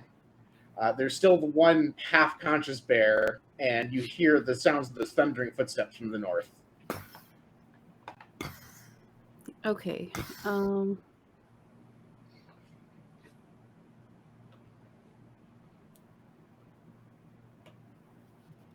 So they're driving away in 2 trucks, but that still leaves us a third truck, or is the third truck also the third truck is driving away. The driver is driving it away, even though it's empty. Like, there were still 3 drivers, civilian drivers, operating these trucks. Okay, So all 3 trucks are leaving. Do I have enough time to get to the third truck with only a driver? Absolutely. There's like it would be like a run. Like you're not super far I'd away. like to run and tag that truck and make that driver terrified of the truck. All right, roll to unleash your powers. All right, let's hope for something here. Come on. Oh, Oh. it just literally gave me a 2 again, so I can't tell if I just have bad luck or if it's not working. But I'm pretty sure it's bad luck. Why don't you So, refresh the 3 page and again? try again in case it Just in throws. case. I'm like, it didn't change at all. Okay, we're gonna go 8, 9, I guess, because I get the 1. All right, so you can mark a condition, or it will be temporary or unstable. Which do you prefer? I mean, I'll take a condition. Let's see what I got. Just reminding myself what those conditions are. I'm gonna take angry because I'm probably pretty pissed at Mal jumping ship on us. But so there we go. All right, so that engineer gets out of the they just open the truck, get off of the accelerator, jump out, and like roll, and they just run along behind the other trucks that they for some reason are not afraid of. They're only That's afraid fair. of their truck. Fear doesn't have to be logical. Yep. So there is now a third empty truck that is not rolling along with the convoy. All right, and that sounds like Valerie's turn. Cal, what are you doing? You have your hard light vantage point. The steps are getting closer. You see, I will say this: that because you have a high vantage point, you can see the heads of what appear to be Triceratops-headed Tyrannosaurus freakish monster things coming at you. And based on the description you were given earlier, these are probably Deathclaws, and there are 3 of them. Didn't Mal get a turn, or? Oh, sorry. I was going to do Mal after Cal. Sorry. Oh, that's fine. Yeah, whichever. Yep. No, I'm having a hard. I should have written down the turn order. That's all. But I'm just letting Cal. Like Cal can see these things. Okay. Sure. Okay.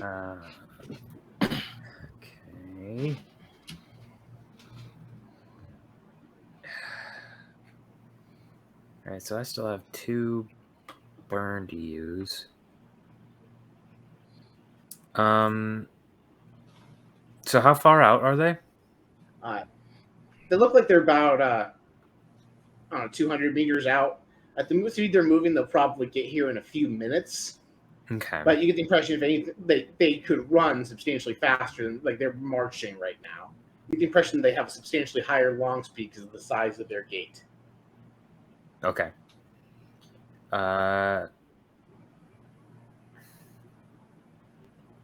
I'm gonna.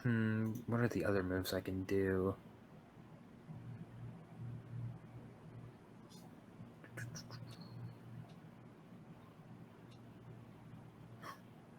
I'm literally standing there going, "Huh?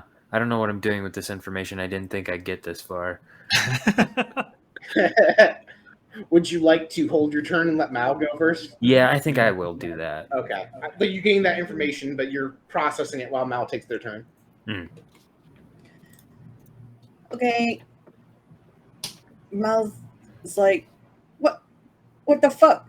We're gonna die for some scraps out here? Is that what's going on?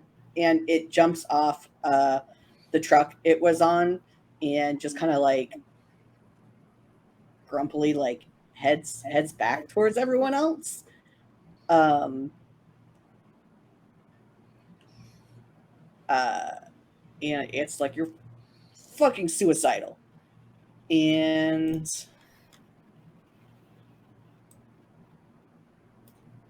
I think it's going to take the time walking back to just look around and see if there's anything the group had missed when figuring out how to defend this area from something that is substantially larger than it predicted.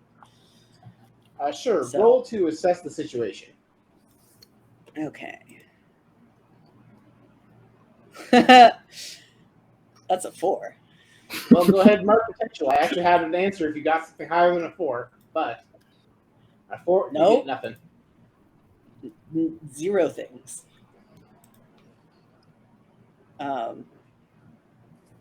Yeah, I think it then just kind of like flops on the ground, just like lays down, and is like, cool, death time.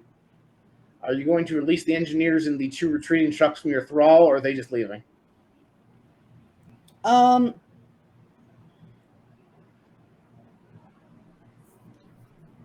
mean, have the one truck. Yeah, but all the manpower is in the other 2 trucks. There's one guy otherwise. Well, I mean, we have 2 super strong people. Couldn't we just fill up the last truck, or would that be too much? Do any of you have, in the character backstory you came up with, anything relating to engineering knowledge about what is useful versus useless scrap? Nope. Nope. Dang. Maybe. No. I could definitely carry big piles of it at once, though, and toss it all in. You just fill it up with random junk and hope you get something useful. Yep.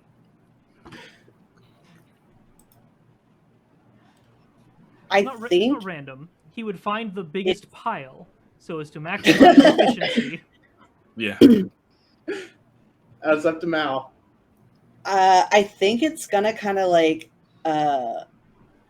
look at Titan, like just kind of like gesture at the trucks, like civilians or what?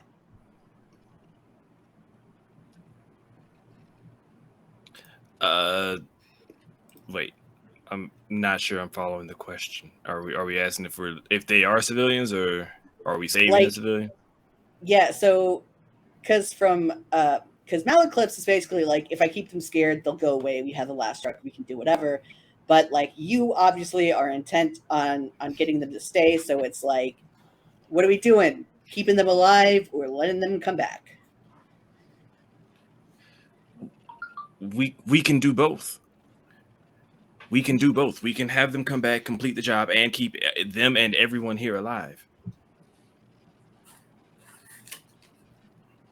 He just kind of, or it just kind of looks helplessly like, you know what? Fine. Everyone here wants death. That's fine, and it releases it stops making the others super anxious. All right, and once their anxiety clears, they shift the trucks back. First of all, a couple of them flip you the bird because they realize they were enthralled, and it flips the bird back double. And they resume their salvaging. We've had a lot of middle fingers this episode. Did not take long. So Cal now can see that everyone is back on the same page. So how about you also roll to assess the situation, Cal? I was actually going to suggest that, so that works out quite well. What is this plus? Superior? Yes. Oh, actually, I have +1 to that. Nice. That's a 12. All right. Well, with a 12, you get 2 things. 2 things. This is assess the situation? Yes. Okay.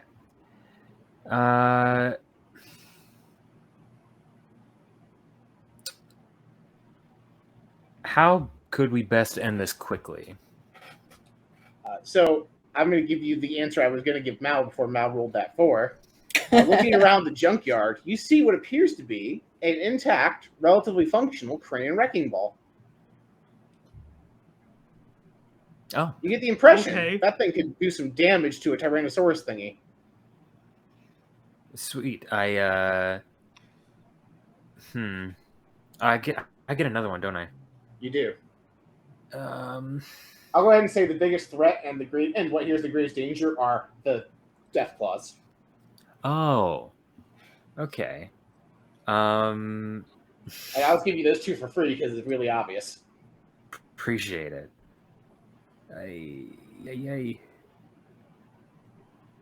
What here? Okay, so this top one is a bit open-ended, and I'm not sure what to put. What can I use to? If you have an idea of what you could do, what can I use to do X?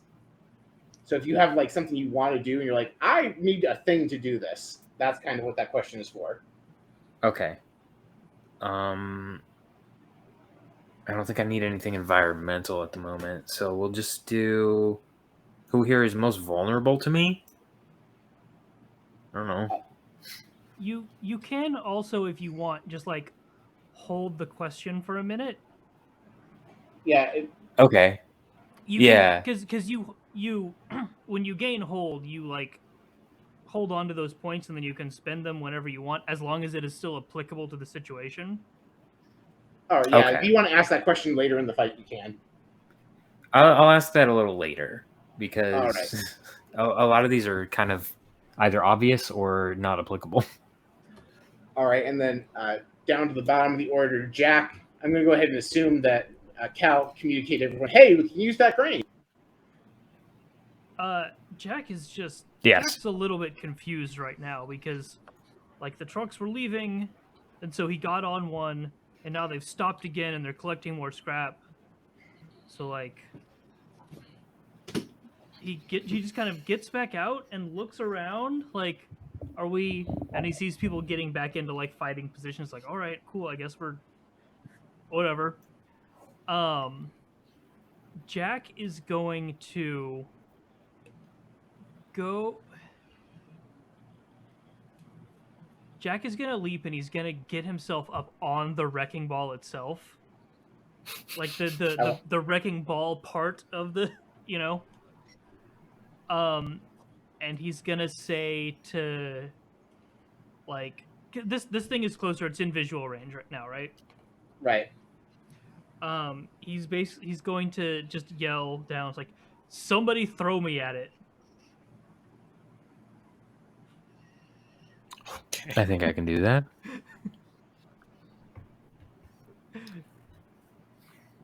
All right. Does anyone want to volunteer to be the one to go operate the crane out of turn order, just really quick? If anyone wants to use their turn to do that?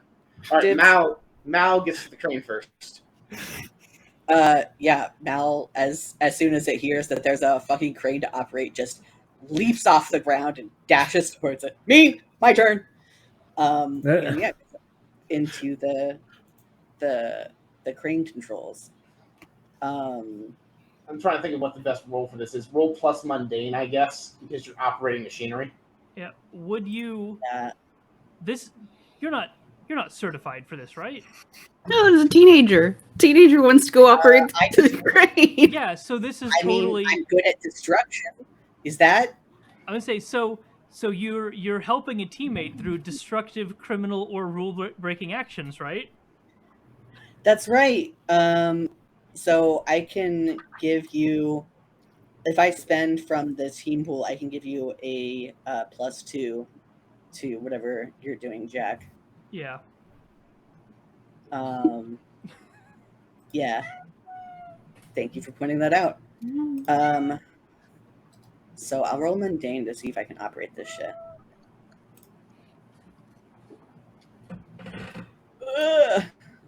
No. That's a 5 + 1, 6. All right, so go ahead and mark potential. The crane swings backwards, but you do not get the sufficient momentum going for it to swing in the direction needed to launch Jack towards the Deathclaws. It just kind of wobbles in a circle. You know what? We completely forgot to do something. What? We never entered battle against a dangerous foe. That's because the dangerous foe is the boss that hasn't showed up yet. I think you have 1-2 in the team pool. You guys are fighting the mooks. But is it okay if I spin to that team right now with Sure. everybody? Sure. No. Okay. Jack is gonna be up like on this wrecking ball, going like, no, this you've got to pull the one on your left. No, your left. And he's gonna like try. He's gonna add +1 to that roll to try and get Mal to like swing him in the right way. I will allow that, but because it's only a 7, I'm going to say this: that crane is going to take some time to reset and be useful again because that was not a smooth operation of the crane. Does it throw me? It does throw you. The ball swings forward with great force, and if you were to leap off of it at the height of its swing, you can launch yourself to the middle Deathclaw. I am gonna launch myself at this thing's face and just like come straight down on the top of its head. All right, roll to unleash your powers on the Deathclaw, and because you were acting on the situation with the crane, add +1 to it. Oh, we should have +1 because you're using the crane. That should have been a +7 anyway. If you guys would like to retroactively take your team back because you got the +1 from using the crane, you can. Oh, Okay. nice. But I forgot you get +1 for acting on my answers. Yes. Can I? What would it take to make this directly engage a threat? Directly engage a threat. Resistor. Oh, okay, yeah, no. You're just hitting it really hard, so yeah, that would work fine. Okay. All right. Your power is hitting stuff, so it's kind of a gray area. Yeah. Do To make an analog, unleash your powers is kind of like act under pressure in Monster of the Week, where it's just this kind of doing things that don't really fall under one of the other ones. Okay. Yeah, you're engaging a threat then. Okay.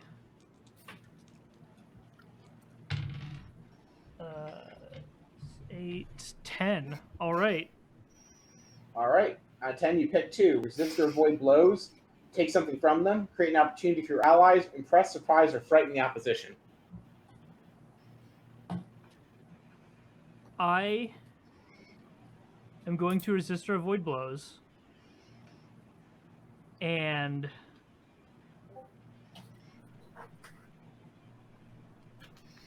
I want take something from them, but I don't really know what the word is to use here. I want this to like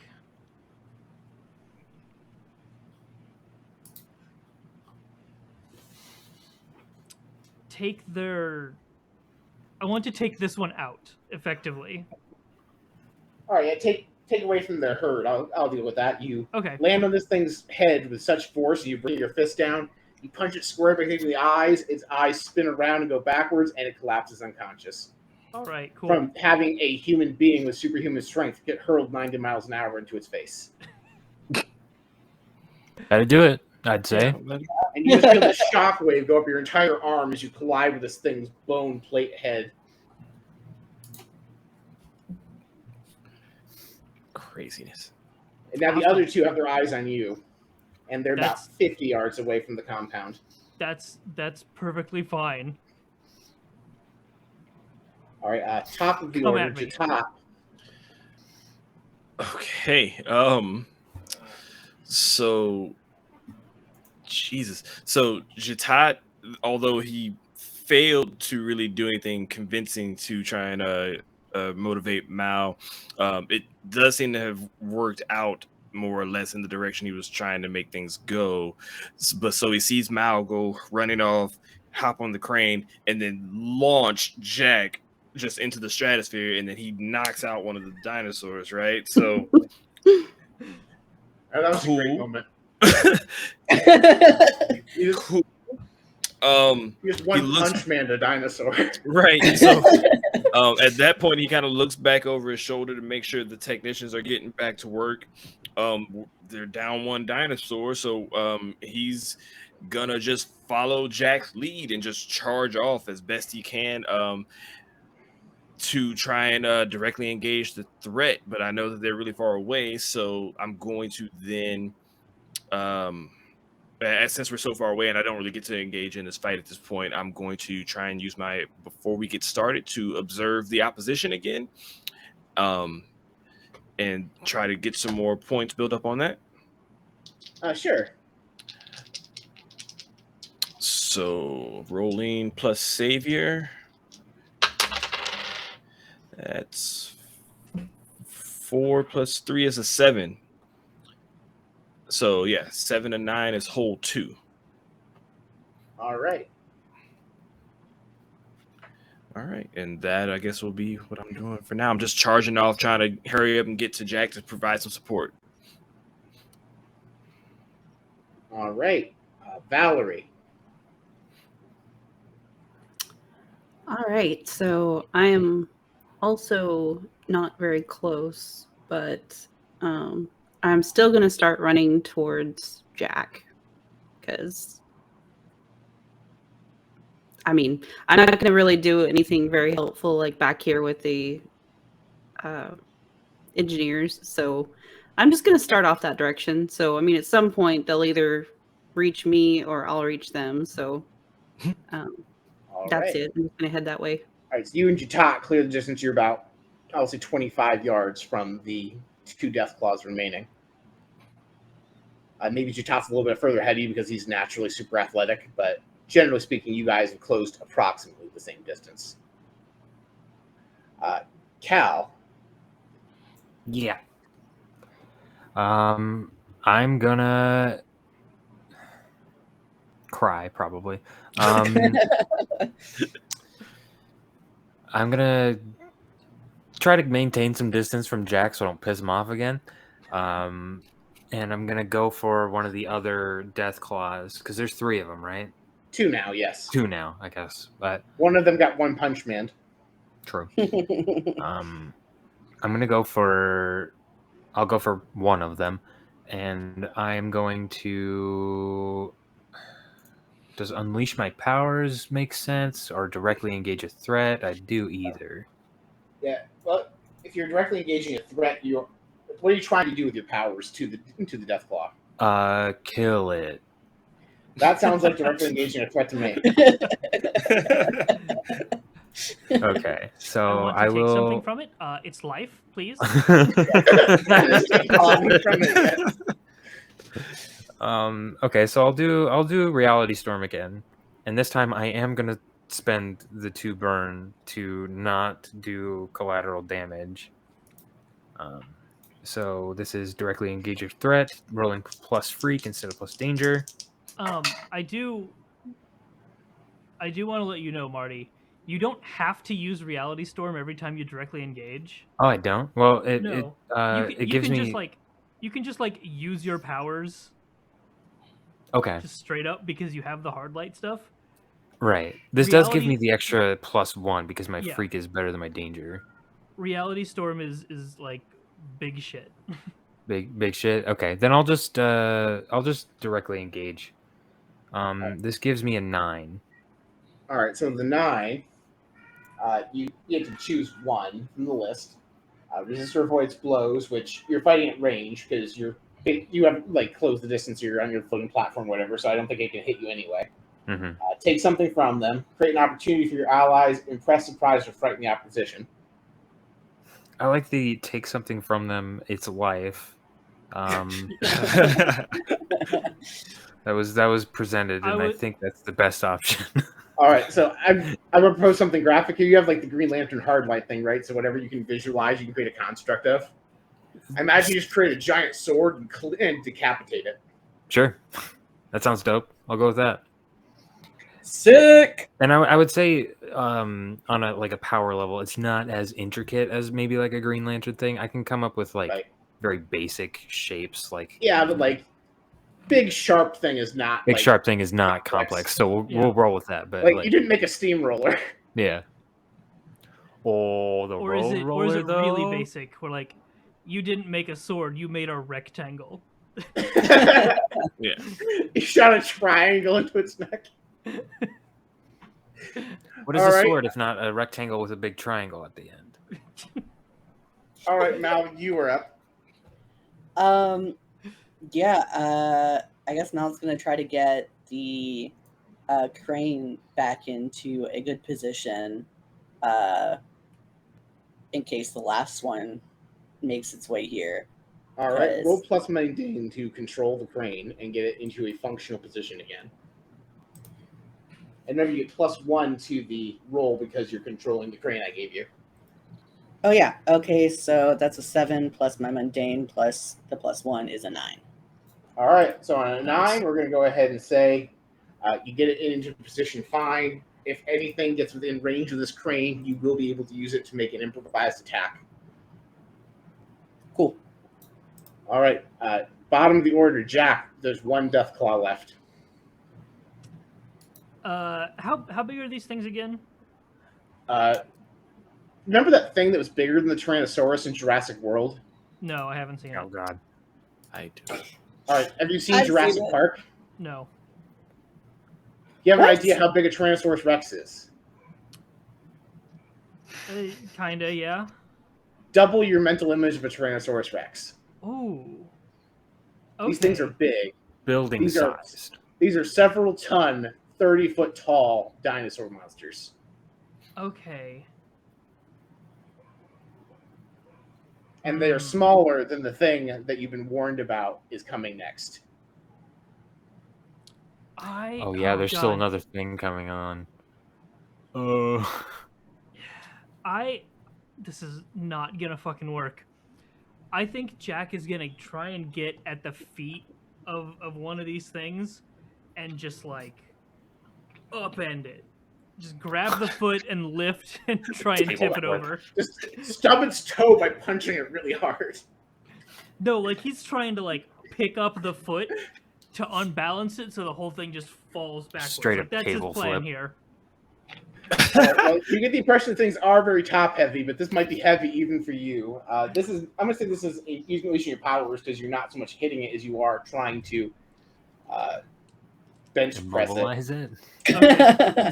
My man is about to table flip a dinosaur. Let's go. That's fair. Oh. Yeah, you're cow tipping a dinosaur. Yes. I kind of am. I forget. Is Jatat within range? Like, is this in eye shot of him? Yes. Okay. I have a question. I think I know the answer, but I'm going to ask it anyway. Okay. Jatat, is this frustrating to you? It is not. Okay. At the moment, we're all good. Anything to further the mission is generally acceptable. Okay. Because since you are the bull's rival, anytime I do a move that frustrates you, I get a +1 to it. I assume this wouldn't. This one will not. Yes, this one will not. Okay. Oh, I'm still rolling good though. That is a 12. All right, so on a 12, yeah, you flip this dinosaur, it falls on the back of its head, and it gets knocked unconscious. Oh, Bong. fucking all right. Yeah, you just suplex this dinosaur good. That's called dino tipping. And I'll say this, when you all get back to the main area, you can see they finished filling up the second truck. It was only half full when Mal scared them away. Okay. Mal decided 50% was a classic grade. No, I said they were almost done filling it. And now they've started the third truck. And then you hear a high-pitched shriek in the area. High-pitched, like you get the impression if you were closer, it was shattered glass, high-pitched. And you hear the sound of big flapping wings. Oh, shit. And now you are facing a dangerous enemy, so I add 2 to your team pool. Okay. And in the distance, you can see the silhouette of what looks like a bat, except you get the impression that that's the silhouette that would be if it was up close. This thing looks enormous. Like, All right. you all have this vision in your head of what a fire-breathing dragon would have looked like in a feudal setting. This thing looks like it is probably the size of all 3 of those Deathclaws combined, but a bat. Dear Lord. That's So nuts. we're still staying here, huh? We got to complete the mission. I say way too far away for you to hear me. What? Yeah. By the way, Prometheus is here watching you all, and like at this point, Prometheus pops in like visually. How you guys doing? Oh my God, what are you doing way over here? Hey. Oh, is that a Scorchbeast? Oh my God! Gesture to the ground of all 3 of these things, as if I took out all 3 of them. Good job.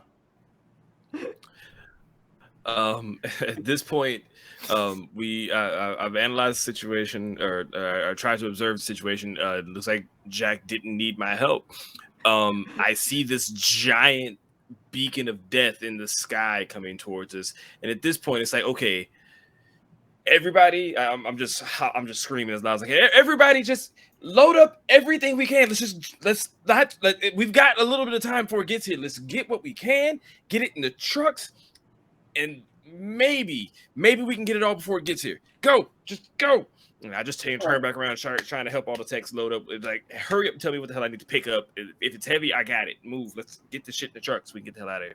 Tell you what, it's not a Cessna situation, so Jatak, go ahead and roll me plus superior really quick. Ooh, okay.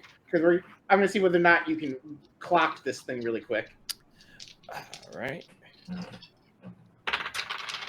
Plus superior, that is 5. 5. Okay, so you cannot get the information. So go ahead and mark some potential. All Does right. anyone else want to look at this thing and try and size it up by rolling plus superior? Oh yeah, Mal's going to definitely.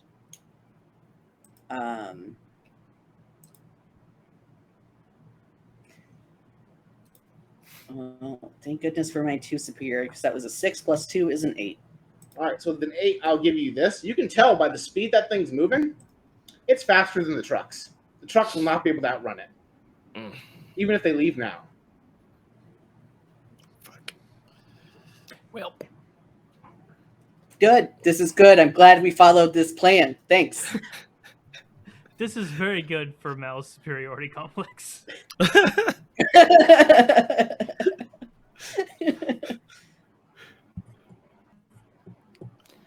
Well, all right, so you guys have some time. It looks like it'll be here. You have about a minute before it gets here because this thing's moving fast. Before we do anything else, should we finish off the entering battle against a dangerous foe?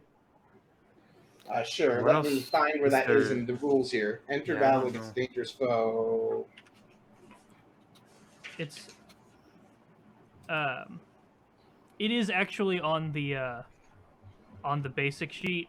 I just didn't see it because it's under team mechanics. Okay, team mechanics is what I'm looking for. Thank you. Performance team mechanics. Enter battle against dangerous foe. Add 2 to the team pool. Does the leader have influence over everyone else on the team? I don't believe so. Who is the leader in this situation? We established Jata is, in terms of rank, the team leader. Okay. damn, I'm sorry we did do that. So we've added 2 just by entering battle. Does Jatat have influence over every team member? Everybody No. except Mao. Oh right. Okay. oh, you just spent? Did you just spend that? I thought you ended up not spending it because it wouldn't have the +1 from doing it Wouldn't have help worked. your 2. Okay, then yeah. Okay. All right, well, you can add another one to the team pool. Whew. So that's plus you did not. So right now we're up to 4 in the team pool. Does everyone have the same purpose in the fight? I believe you do. Your purpose is survive and keep those engineers alive. Okay. So that's 5 to the team pool. Okay. Remind me real quick. What does the team pool do again?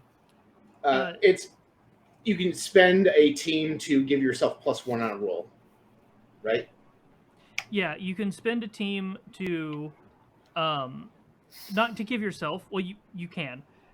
Primarily, you spend a team to help out somebody doing a move. So, like, if somebody, is trying to directly engage a threat and they roll a 9, somebody can say, "Oh, I help out by blah blah blah," and push it up to a 10. Okay. You can also spend a team selfishly to add +1 to yourself. But by doing that, you frustrate your teammates. And let's see. Your actions ignore or insult your teammates. Shift 1 label up and 1 down, your choice. And you can use this option after. Yeah. So it's basically it's being selfish about it. But yeah, we're at 4 right now. Does any team member mistrust the leader or the team as a whole? I have an opinion about that, but I'm going to see what you all have to say first. I trust Jatat. Yeah, Yeah, Mal so- trusts the leader. Okay. Yeah, I trust the leader. I'm probably like watching Mal just to make sure that I don't have to like Yeah, no one trusts Mal, use but my everyone powers trusts for Jata. weird reasons. That is definitely surprising. I thought Mal would have not trusted Jatat right now. I also thought that. Mal trusts Jatat. And Paul, do you consider our team ill-prepared or off-balance right now? I would say definitely off balance. You guys keep pissing each other off, keep arguing amongst yourselves. Okay. So we'll call it 5 even is the team pool you have. What? 3. No, you start with 1 because you start with 1 because you were in the encounter. You didn't end up spending that 1. You got 2 right, I going didn't in. spend That's 3. And then you got 1 for leader having influence. That's 4. Everyone had the same purpose. That's 5. And then if we're ill-prepared or off-balance, remove 1. but the you didn't have a team member distrust. So you. Oh, okay. So there we go. 4. Yeah. I thought that added, not just removed. Unless Jatot wants to mark a condition to not remove the 1. Wait. 4 Yeah, is so you have the four, 4 is still a lot. Yeah, Right. 4 is I'm probably cool with 4. Let's just roll with 4. Yeah, I was gonna say because we don't really have a plan for like a certain number of those anyway. So right. In my experience playing Powered by the Apocalypse games, I don't think people usually take more than 3 help actions in a session anyway. So having 4 is plenty. Yeah. Alrighty. All right. So this thing's swooping in. You do have some time. What do you want to do to prepare for it landing? It looks like it's going to come land. Like it's probably going to swoop in the exact center where the engineers are. But it will be in range of the crane. I will say that. I have a question for you. Does this thing look like sapient? Like all this stuff is coming here. Is Like it they're detecting fresh meat. They're predators. okay? Things this size don't have a lot of things to prey on that aren't each other in this wasteland. Okay, You are easy prey compared to what they usually hunt. easy. Well, besides the fact they don't know you have superpowers. I don't suppose we could like put all the carcasses together. Yeah, create a massive Just like pile. leave Like, that as keep a that. mass offering. I don't hate that idea. I don't hate that idea either. Who Pile was it together now? all the bears and Deathclaws and try and lure the bat away. Yeah, Yeah. Yeah. but we'll do it right in front of the crane just in case. Yeah. All right, you have Thanks. someone who can summon like giant, like shovelly things, and 2 strong people. I think you can do that with the minute you have.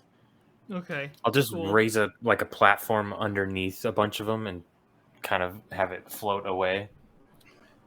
All right. All right, so you make this pyre just outside of the compound, but within range of the crane. Yes. Whoever has the best provoke someone, so that is superior. Go ahead and roll because you're trying to that's provoke me. this thing. That would be Mel. Yes. Yeah, I think I actually have minus to provoke. No, I don't. Okay, sorry. I'm just double checking that I don't have a thing because I think I had a provoke thing as an option. But okay, that is a 9 plus 2, 11. Nice. All right, so that you they rise to the bait and do what you want. So this thing swoops down, lands, and starts eating the carcasses and meat. You get the impression you've at least distracted it for a couple of minutes while it eats. Okay, I mean, we can kill this thing, right? It's not Wait. going to be that hard. we can absolutely kill this thing. Oh, if it's distracting, then that's actually my Are You Watching Closely move. I mean, it's still plus superior, so. On a 10 plus, choose 3. You get an opportunity. You expose a weakness or flaw. You confuse them for some time. You avoid further entanglement. So I'm going to call to confuse them for some time, them going off and doing that. That buys us extra time then, right? Exactly. This thing, you get the impression it's going to take this thing probably a good 5-6 minutes to get through all the meat because of the sheer size of it. Still quick. I expose a weakness or flaw. All right. The Supposedly giant- there's a flaw. Yeah, you can see this thing looks heavily armored along the back, but it has a soft underbelly. And then for my third, Our special guest. I have a cat crying outside wanting to be let in, but they're little assholes. Then I'm going to say we get an opportunity. I'm going to say that opportunity is to pack shit and get out rather than like on the creature necessarily, if that makes All right. sense. That makes sense. So you bought a substantial amount of time. That's what I'm going to say you did. This thing, I estimated 5-6 minutes. You have a solid 10 minutes for the engineers. So if everyone just helps the engineers move stuff, you can probably get this thing rolling before the thing knows where you're gone. So why don't we do this? Everyone roll plus mundane to see how effectively, except for the people with super strength. If you want to roll to unleash your powers to help, that will work. But Valerie and Mal roll plus mundane to help them. Oh, cool. I my got God. a 9. 9. This is another no potential game. I got an 11. Is it still a 2d6? Yep. It's 2d6 plus your mundane. This would be I an got unleashed 10. powers for Yeah, it's, Alan, yeah. For right? the three of you that have relevant powers to helping move heavy stuff, you can use your powers. Okay. Plus freak. My 12. freak and mundane are the exact same, so I don't think it really helps me either way. Come on, RNG. That's an 8. All right. Well, nobody got a miss on those rolls. That's the most important thing. So you get the stuff loaded up. You start rolling out. You get the impression this thing's still got a good 2 minutes before it finishes its meal as you roll out. So does anyone want to do anything else to make sure it doesn't follow you, or are you confident it's just not going to follow? Do we? I'm probably gonna sit on the last truck and I'll just like hold that action, to try to fear it if it comes to that. But that's what I can do. Yeah, I think Mal is going to stay with Val, and like, since it also like has emotion control, will just be ready to help out if necessary. All right, here's what we're going to do. We're going to decide whether or not the monster chases you all because it's food coma. I'm flipping a coin on Google. Someone call heads or tails. Heads. I also want to help out in a way. Okay. I want to just like in the back of one of these trucks next to Val and Mal. I want to just stand very menacingly, and He's just standing there. if this thing tries to come after us, I want to lock eyes with it and tell Val to make me the object of its fear. All right, I like that. All right, so here's what happens. It was a heads, which means this thing is going to pursue you. So it finishes eating. You hear a shriek and a roar, and you can see it flying behind you.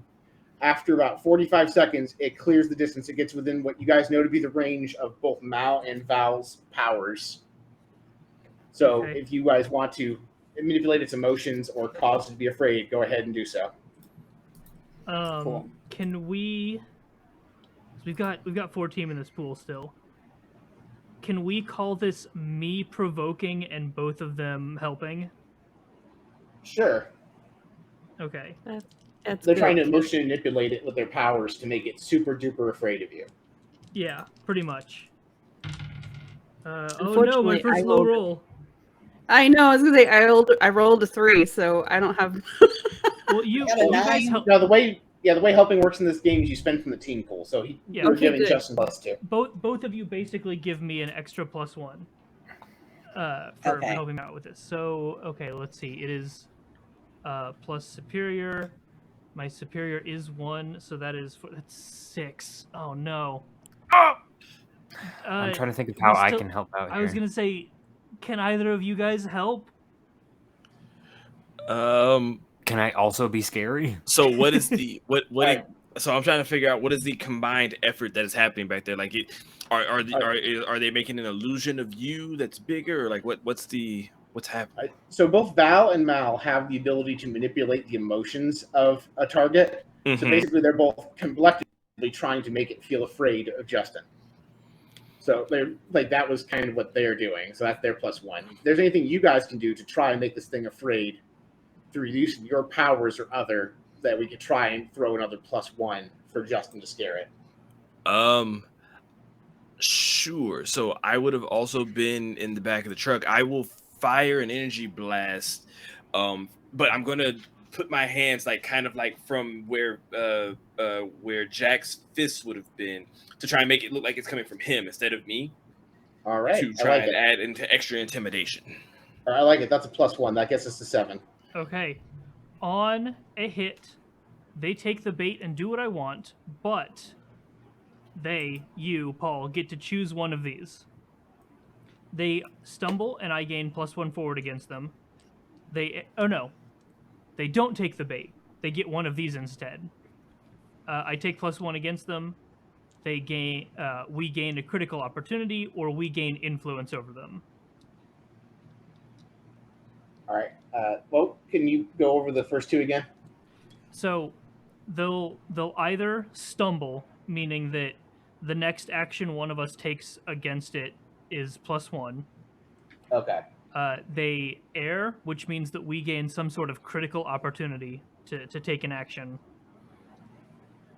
Or they overreact and we gain influence. Let's give you guys influence over the giant space pterodactyl. Fucking cool. Seems fine to me. I think it means I gain influence, but I'm cool with that being any of us that helped. Yep. As a team, you guys did a team attack. Everyone helped. Okay, Except me. I didn't get to do anything. we get a team influence. All right, so this thing looks scared. It wavers. You have influence over it. What are you going to do to capitalize on this influence? I don't know. Roll animal handling to tame the Scorchbeasts. I don't have bet. I don't have the right dice for that. What? You guys don't just keep a full set of 20s right here at the Yes, I did. in a wonderful coaster? Uh-huh. No? Yeah, I I do. keep mine in an Easter egg. All right. That's a That, D8. and I've also Anyway, got this like kind of Um, middling quality dice bag. That's dope. Yeah. But so to deal with him, we can surrender this influence to give them -2 on a move they make after the roll, inflict a condition on them, or take an additional +1 on a move targeting them. Yeah, and NPCs don't really have conditions, so that one's not really. Well, Okay. I mean, here's the thing. Like, what are the conditions? Afraid, Like- angry, guilty, insecure, and another Hopeless. one I didn't read. Yeah. Like, I'm just going to say, like, if you take those at face value for what they traditionally mean, like, Val has the ability to scare things, making it afraid, make it fly away. Like, I'm not against that idea. If you want to use your influence to say, okay, this thing turns tail and runs, that's fine. I'm cool with that. Yeah, Big- that works. That I would say that's more Val's call than mine. Yeah. That's what I do, so that's kind of like I don't have any other expectations. oh wait, hold on. Sorry, I'm trying to make sure I remember the rule proper for moment of truth. I don't think I actually get to use it at this Yeah, I point. think Did you take moment of truth as your first? No. Oh, okay, no. okay. Wait, did we Okay, get that's what I was double checking. It's like I think I only get to use it on my advancement. Okay. Jazz is like, I'm using my moment of truth to tame the bat dragon. Guys, don't worry, I'll just catch it. Oh. Or he just takes a Nice. giant butterfly net and catches it. Just break my webcam. No. Okay. So at this point, all I can try to do is before we get started, I'm going to now try and unleash my power into its soft underbelly to try and stun it to maybe get us some more distance and time to run away.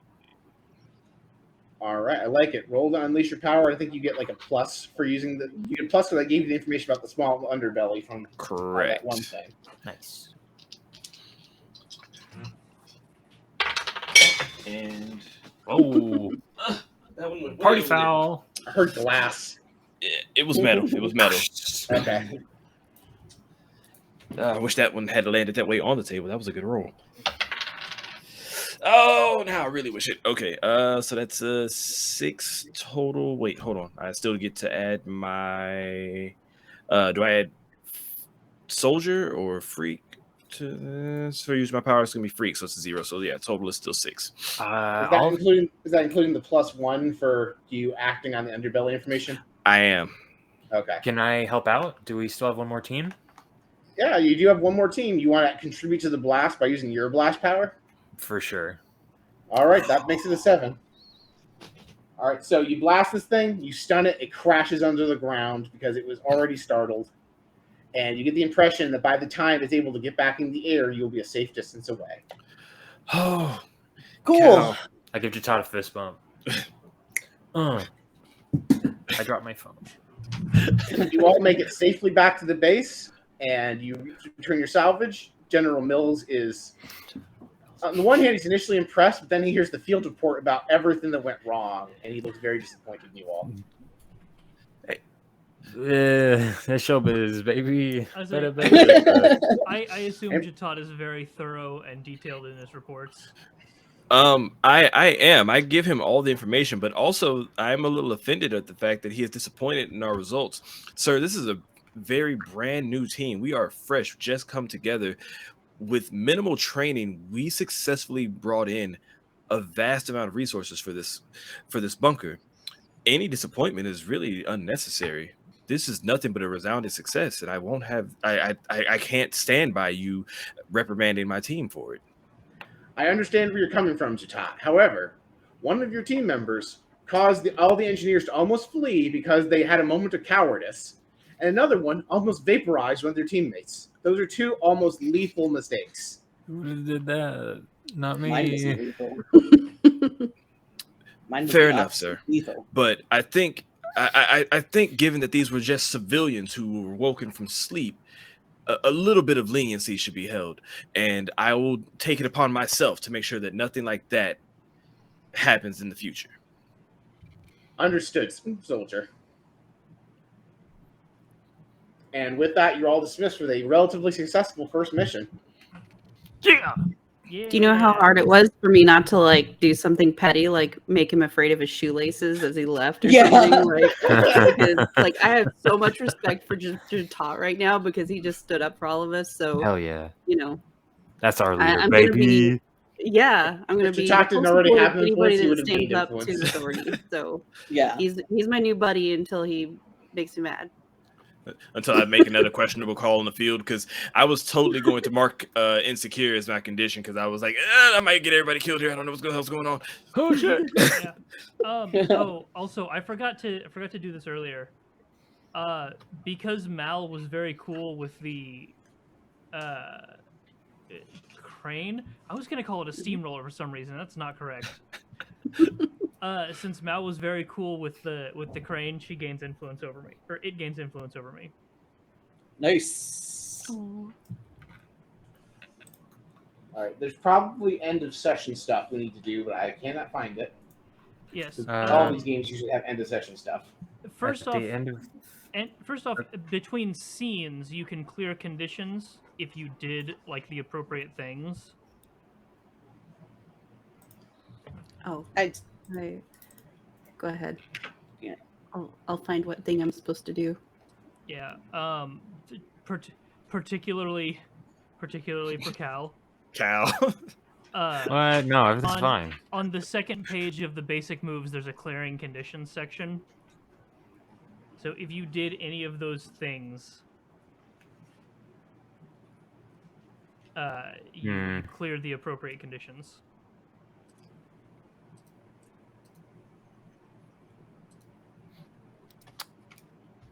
I don't think I did any of those. Yeah, I think you became angry after you hurt your teammate. Yeah. yeah, like I became afraid after I tried to run over you from something. Well, to be different. fair, any of you that were afraid, you didn't run away from something difficult. 'Cause Oh, you at ran the away end, from the that bat counts? monster. I'm going to count Nice. that. You Sweet. didn't Nice, fight nice, it to the nice. death. You didn't bludgeon it unconscious. You just kind of stunned it and ran away. I think everybody gets to clear afraid. We definitely just ran from something difficult. Yeah. Yeah. Like as a Yeah, group. that's what he just said. Oh, I, my cle- fault. I'm sorry. I cleared angry because I did punch the shit out of a lot of things. You did. You one punched a dinosaur to death. I didn't, so I guess I'm still angry at Mal. I mean, that's fine. not really who I am as a person, but I haven't hurt anybody or broken anything important, although I was tempted to be an asshole to our commander, but Do you know how much restraint it takes for me to not meow back at your cat? I know, I'm Boiling. sorry. Like, All right, Gotta so be. end of session stuff then. Now the conditions have been cleared. All right, so choose one of these three things. Grow closer as a team. You can explain who made you feel welcome, give influence to the character, and clear a condition or mark potential. Grow into your own image of yourself, in which case you will be able to shift the label up or down. Or grow away from the team, explain why you feel attached, and take influence from over you away from another character. So each of you gets to choose one of those things. Let's go with go from left to right. Justin, do you want which of those three things do you want to do? Let's see.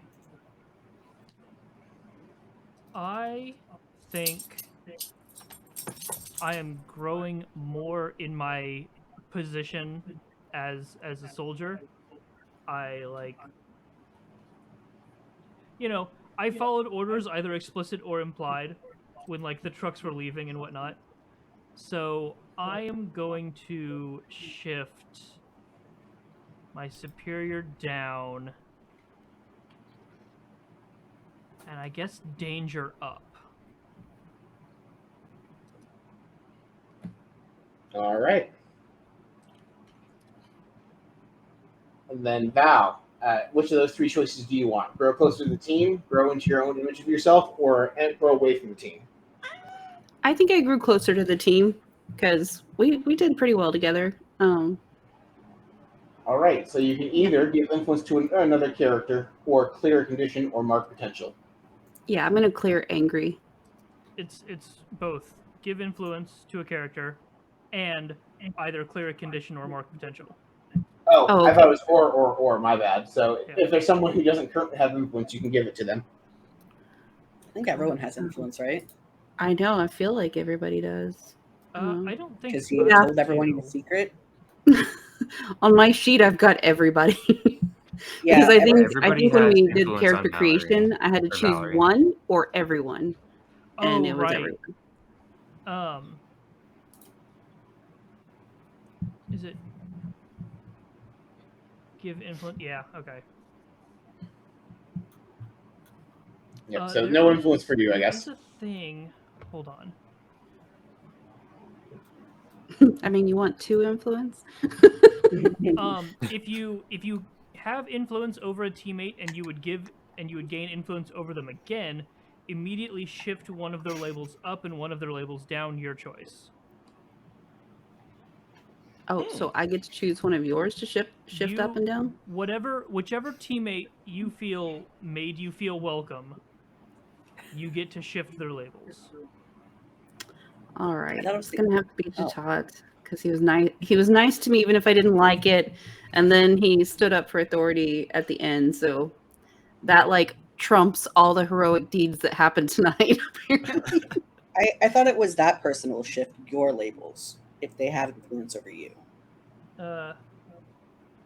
If you have influence over a teammate and you would gain influence over them again, so in this case, So Jatat would be doing. So I would be gaining influence. Oh over... yeah. I'm sorry. Yeah. So Jatat shifts Valerie's labels. Yes. Okay.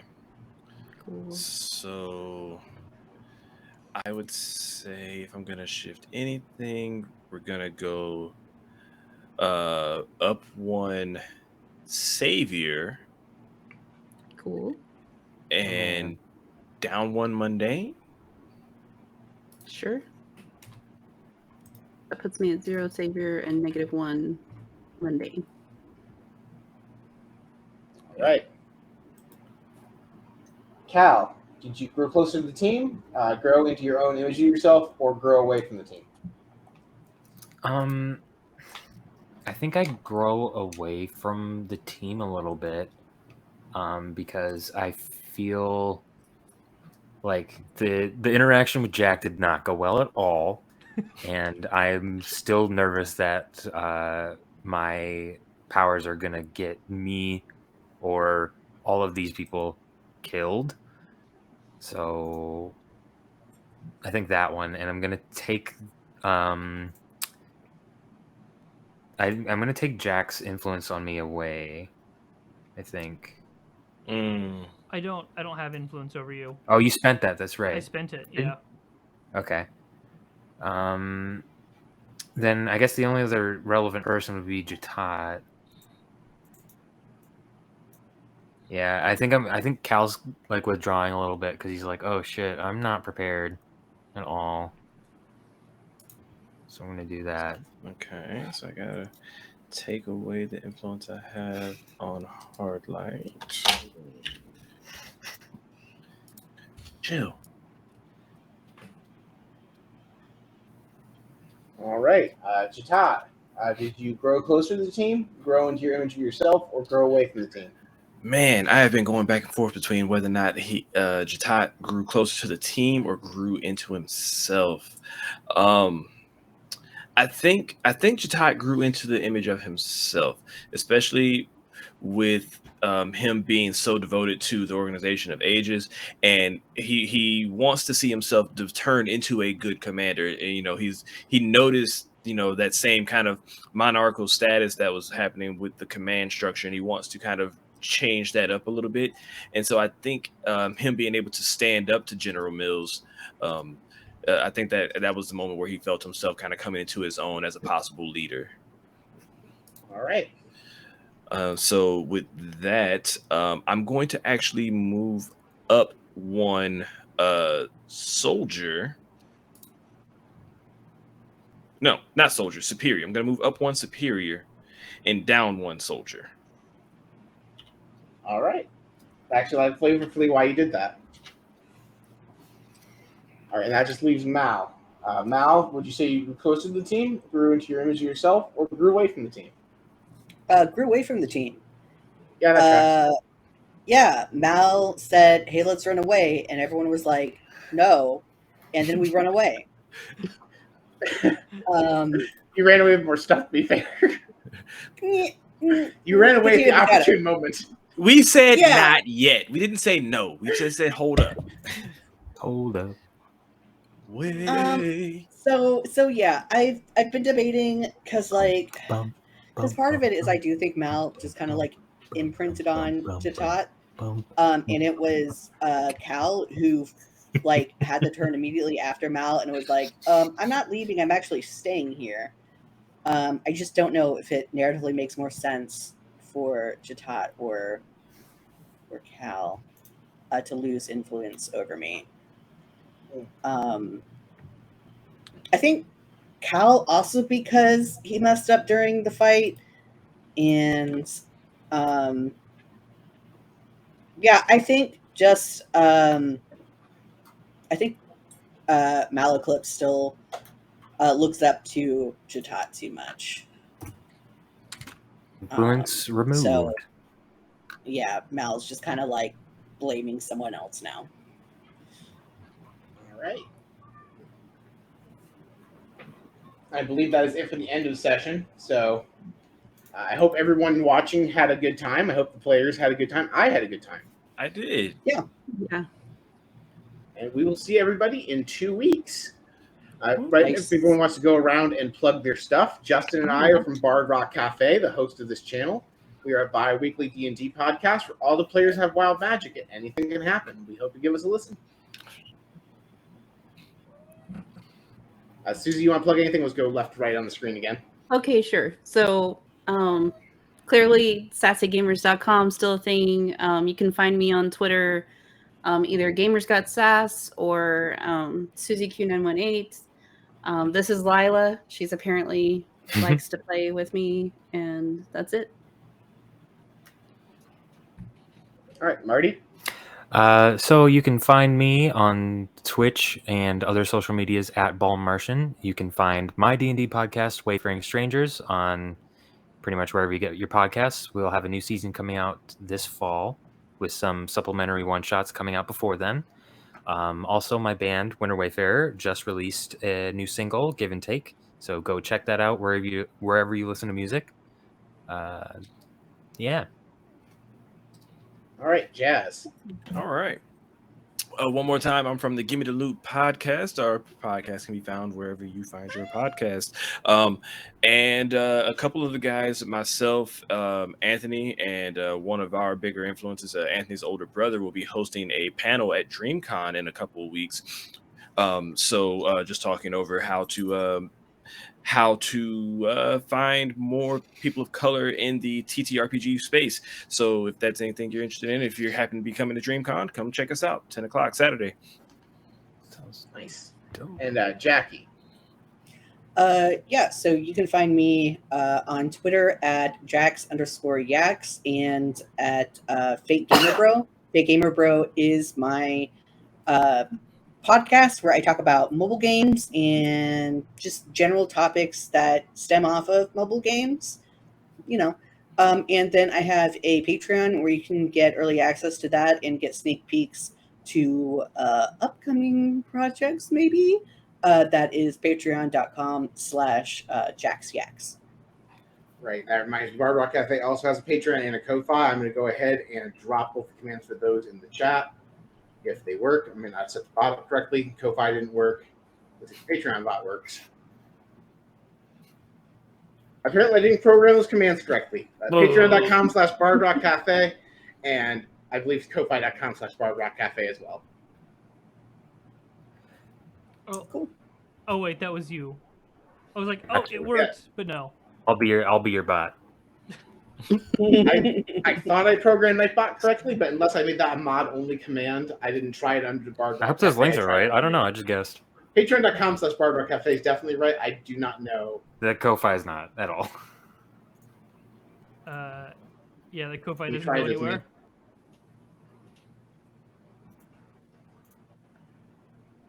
Probably additional stuff in there somewhere. I don't know. Either way, That's because co.fi is not 100% not that site. that's actually what it's supposed to. It's code-5. That's why. Yeah, it's co-fi.com. Website. Co.fi is not a thing. Maybe it should be. Maybe I it think should my URL is better. So Codify. go somebody find out how expensive is co.fi. Yeah, let's buy that and then sell it to code-5. Ooh. Anyway, Stop it. All right. Anyway, that is the show for the night. We'll see everybody in 2 weeks. 2 weeks, July Have fun, 23rd. guys. Be there. Bye.